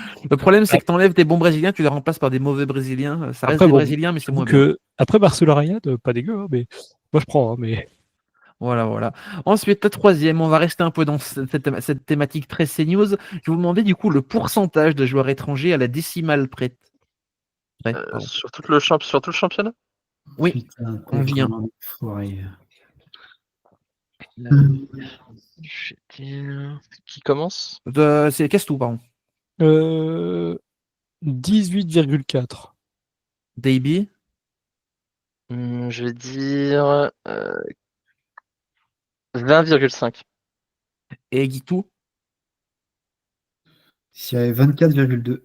Et ben c'est Castou qui est le plus proche, c'était que 13,7. N'oubliez pas qu'il y a 40 joueurs par effectif. Ouais. Alors, question suivante, là, ça c'est très drôle, je me suis beaucoup fait Oh rire. non. Combien de blessures différentes a subi Ryota Oshima dans sa carrière? Oh. Différentes, hein, mais je parle bien évidemment. Enfin, pas différentes dans le sens où ça peut être 2 fois le même mal, mais je veux dire, c'est que enfin, je compte une blessure à la fois, à chaque fois, quoi, en gros. Ok. Oui, les périodes, quoi. Voilà, les périodes de blessures. C'est depuis quelle année? Depuis le début, non, depuis le début de sa carrière, quoi. Ah, putain. Ta carrière a commencé quand? Voilà. 2012. Oh, putain. Oh. Donc, vas-y, Davis, à toi de commencer. 14. Guitou, 21. Cast, 17. Et c'est Guito qui gagne, il y en a eu 28. Punaise. Dès que ça parle blessure, je suis un boss. La vache. Sachez qu'il y a un moment, j'ai regardé un peu, il y a une fois où il était blessé au mollet, il est revenu, 5 jours après, il s'est blessé au genou. Des trucs, en fait, c'est que des trucs comme ça. C'est terrible, mais bon, c'est quand même un peu drôle. Comme En fait, Taku le trop Kawamura fragile. qui commence mal en Europe. Il va bientôt le rejoindre. Ah ouais, let's go. Ensuite, je vais vous demander le nombre de spectateurs moyens au Best Denki en J1 en 2024. Le Best Denki étant le stade de Fukuoka, qui est la plus faible affluence de J-League. Voilà. Alors, en moyenne, t'as dit? Ouais, en moyenne, nombre de spectateurs moyens. Et ça a qui de commencer? C'est à toi, Guitou. 7721. Cast. Il m'a coupé l'herbe sous le pied, j'allais dire un truc autour de 7000, donc je vais vraiment genre juste dire 7018. Et Davey. 6000. Et bah, c'est Guitou qui est le plus proche. Ça Putain. a beau être la plus faible affluence, on a quand même 9689 de moyenne. Merde. Et B, Bravo, Guitou. la remontada, alors peut-être. Ouais. Ensuite, je vais vous demander le nombre total de joueurs brésiliens ayant évolué sous les couleurs de Yokohama F. Marinos Oh. Ah, elle est horrible celle-là. Depuis la date de création du club, depuis la date de création du club, et c'est à Monsieur Cast de commencer. je répète, t'es dans le forêt. Euh, euh, 48.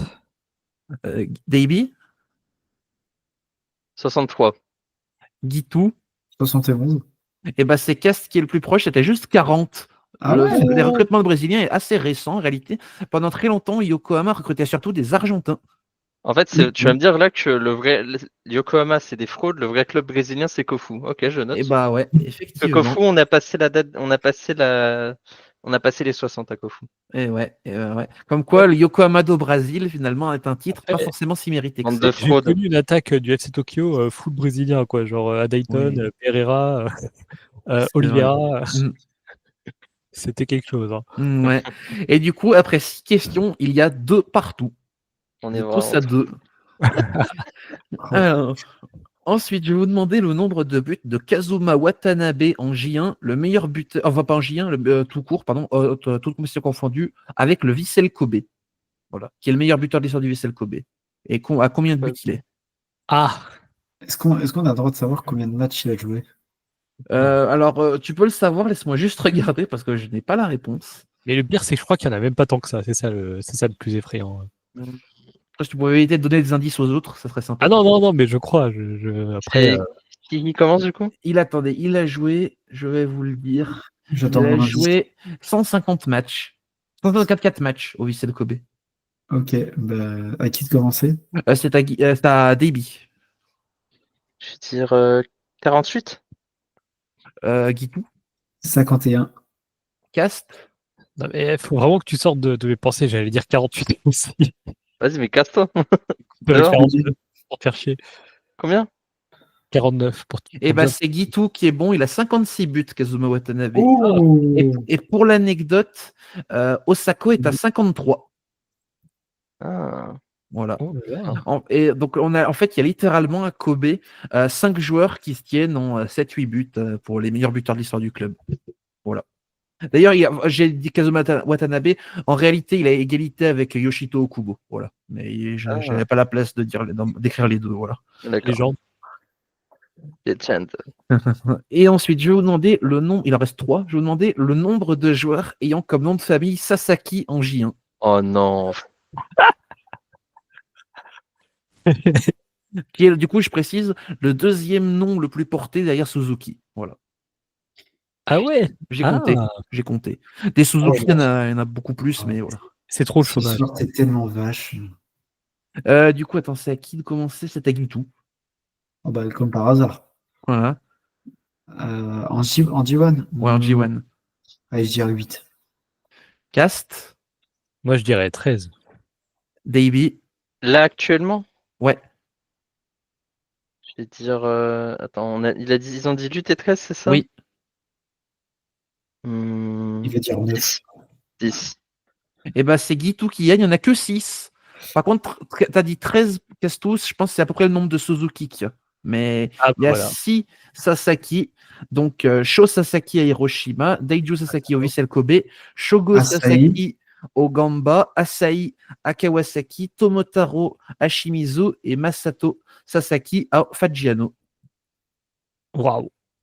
Damn. Ensuite, Gitu, tu ne peux être qu'égalé, mais sinon tu dirigeras la victoire. Alors, il reste 2 questions. Alors, la question suivante. Combien de matchs sans enfin, attendez, il est dur à poser celle-là. Koei Okuno du Shonen est le joueur ayant joué le plus de matchs de J1 sans marquer de but. Combien de matchs il a joué en J1? En tout ou de matchs sans marquer? En tout, parce qu'il n'a pas marqué du coup. En fait, c'est le joueur qui a joué le plus de matchs sans marquer. D'ailleurs, jusqu'à récemment, c'était Hirokazu Ishihara. Et voilà. Maintenant, c'est du coup Koei Okuno, encore un autre joueur du Shonen. Décidément. On peut savoir son âge ou pas au type? 24 ans. Ah putain. Voilà. Et c'est à Castou de commencer. Ah, je me souviens que la stat était vraiment terrible et effrayante, mais je l'ai plus en tête. J'ai envie de dire 81. Deibi, Je vais dire 120. Gitu, On tranche la poire en deux, 100.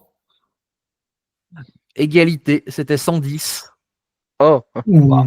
Voilà, avec du coup Koei Okuno, 110 matchs de J1, 0 but. C'est le record Putain. actuel. Mais après, à l'époque, Ishihara, je me demande s'il n'était pas plutôt autour de 180 matchs, sans un truc comme ça, c'était délirant. Mais voilà. Il y avait Taiyo Koga aussi qui avait eu ce trophée à un moment. tiens. Ouais, bizarre. Encore un genre de Cashew impliqué dans des choses. Dans les Encore stats vous. nuls. Ouais. Et enfin, je vais finir. Combien de CSC a inscrit Ayato Araki en J1? Qui est le recordman, du coup. C'est à David de commencer, pardon. Tiens. On commence comme par hasard. Ayato Araki, record de CSC. Ouais, c'est un co-record. Il y en a plusieurs d'autres qui sont au même niveau que lui. Mais c'est le seul en activité qui a ce nombre. 11. Gitu, Allez, 15. Cast, Attends, ils ont dit quoi? 11 et 15. 11 et 15. Ah ouais, oh la vache, quand même. C'est beaucoup. Moi, Moi, j'avoue, là, 10. Mais vous êtes emballés, les gars. Bah, c'est Cast qui gagne, il n'y en avait que 4. Ouais.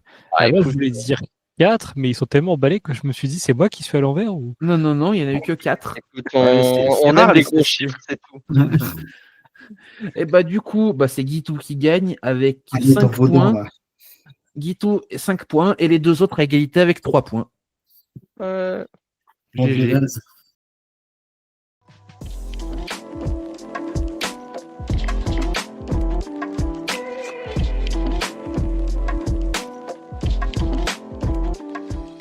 Alors, le débrief rapide de la Supercoupe, un débrief à ma façon, sans langue de bois. Donc, je suis le seul à avoir regardé ça en différé, je précise, hein, parce que je n'allais pas me lever à 5 h du matin pour regarder l'équipe C de Kobe jouer.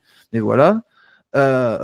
Donc, du coup, Supercoupe remportée par le Sanfrecce Hiroshima 2-0. Hiroshima qui avait aligné quasiment son équipe type, à l'exception de Nyotaro Nakajima qui était titulaire au milieu de terrain. Kobe avait aligné une équipe B/C. Je crois qu'à part Sasaki, il n'y a pas un seul joueur qui avait joué plus de 10 matchs la saison précédente sur le terrain, ou alors peut-être Ino qui a fait quelques entrées. Mais c'était vraiment un gros doigt d'honneur de Takeyuki Yoshida envers cette compétition à la con. Voilà, un match de merde dans un stade de merde en quelque sorte, avec une grosse piste d'athlée. À noter quand même, première chose que j'ai remarqué, c'est le nombre de drapeaux impérialistes phénoménal dans le parquage d'Hiroshima. Voilà, ça c'est toujours bon de le rappeler, il y en avait au moins 3, dont un qui était absolument énorme.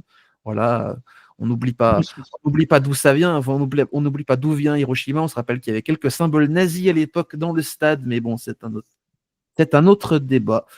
Le Sanfrecce qui a globalement largement dominé le match. Très dangereux sur coup de pied arrêté, le Sanfrecce, beaucoup de corners. D'ailleurs, le deuxième but vient de corner et le premier, je sais plus, du moins il vient d'un centre. Mais voilà.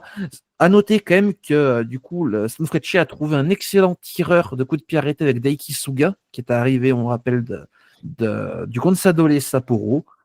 En deuxième mi-temps, Kobe fait rentrer notamment Muto et et Osako et Kuwasaki aussi. Mais ça change pas grand-chose. Hiroshima marque un deuxième but. On peut, voilà, globalement, j'ai pas grand-chose à dire sur les joueurs d'Hiroshima. À vrai dire, ils ont joué leur match. Côté Kobe, il n'y a pas grand-chose à en dire non plus parce que, clairement, on a vu des joueurs en difficulté, mais bon, c'est des joueurs qui joueront peu, qui ont été replacés. En plus, un Mitsuki Hidaka qui a joué le match en tant que latéral droit alors qu'il est 8 de formation, c'était un test pas très très probant. J'ai plutôt apprécié les mouvements de Nina Tominaga, donc un des rares jeunes de Kobe qui n'a pas été prêté et qui a failli marquer d'ailleurs, qui a failli égaliser aux alentours de la 50e, mais qui n'a pas. Mais sa frappe, elle a été détournée, je pense que c'était par Hayato Araki ou Shosasaki, je ne sais plus, un des deux. Et au final, la chose majeure à retenir de ce match, c'est le retour de Mitsuki Saito, qui a joué les 90 minutes avec le Vissel Kobe, alors que ça faisait plus de 500 jours qu'il n'avait pas joué, après sa grosse blessure qu'il avait eue en 2023 face à un certain Kashiwa Reysol. Voilà. Et donc, c'est globalement la seule chose véritablement à retenir côté Kobe Super Coupe. Si juste un autre truc, c'est que des fois, je me plains de Maekawa, mais alors, Arai, c'est 10 fois pire, et désolé Daya pour tout ce que j'ai dit, en fait, t'es le GOAT. Voilà. Moi, dans ma tête, Arai, c'est peut-être le 3e gardien derrière Obina.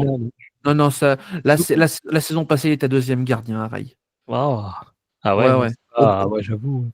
Obina, il a disparu des radars. Ah ouais, non, c'est vraiment la descente aux enfers absolue. Ouais, Obina, début 2023, il était titulaire en J1. Début 2025, il est 3e gardien du Vissel Kobe. Il y a quelque chose qui s'est mal passé dans sa carrière. Là. Enfin, ouais, bref. c'est clair. Après, raison d'allumer le match, quand même, Kakeru Yamauchi était titulaire pour Kobe. Ça, c'est... Ouais, il a fait un match pourri. Ouais, il a fait un match pourri, mais t'as envie de le voir quand même, tu vois. Ah oui, mais j'étais bien content de le voir. J'étais bien content de voir aussi Haruki Motoyama qui a fait 2-3 trucs dans le match. Si, il y a un joueur de Kobe qui a fait une bonne perf, c'est Takuya Iwanami, qui a très peu joué l'an dernier. Peut-être cette saison on le verra un peu plus. C'est pas gagné vu le nombre de défenseurs centraux que Kobe a, mais sait-on jamais. Peut-être qui sait, peut-être ce sera lui notre nouveau latéral gauche. On est plus sûr de rien maintenant. Et au final, je trouve presque que ce match, il est un peu inquiétant pour Hiroshima parce que n'avoir mis que 2 buts sur, notamment un sur coup de pied arrêté et face à un club qui a aligné son équipe B/C. Et surtout qu'en termes de contenu, ils ont dominé, mais c'était pas non plus particulièrement incisif devant, alors que pourtant il y avait quand même Rio Germain qui était aligné, etc. Donc ouais, c'est pas un match très rassurant pour le Sanfrecce, mais bon, voilà globalement. Donc c'était pour ce débrief de la Super Coupe dont tout le monde se foutait. Je trouve qu'il n'y a plus personne qui écoute actuellement et c'est bien normal. Bref, bon. Et sur ce, ça va clore cette émission qui était plus courte que la dernière fois. Dieu merci. Voilà, j'espère que vous avez apprécié. Et à la prochaine. On se donne rendez-vous avant le début de la J-League pour la preview qu'on fera, qui sera sûrement d'être assez longue, donc profitez de ce court épisode. Voilà. À la prochaine. Ciao. Bye bye. Yes.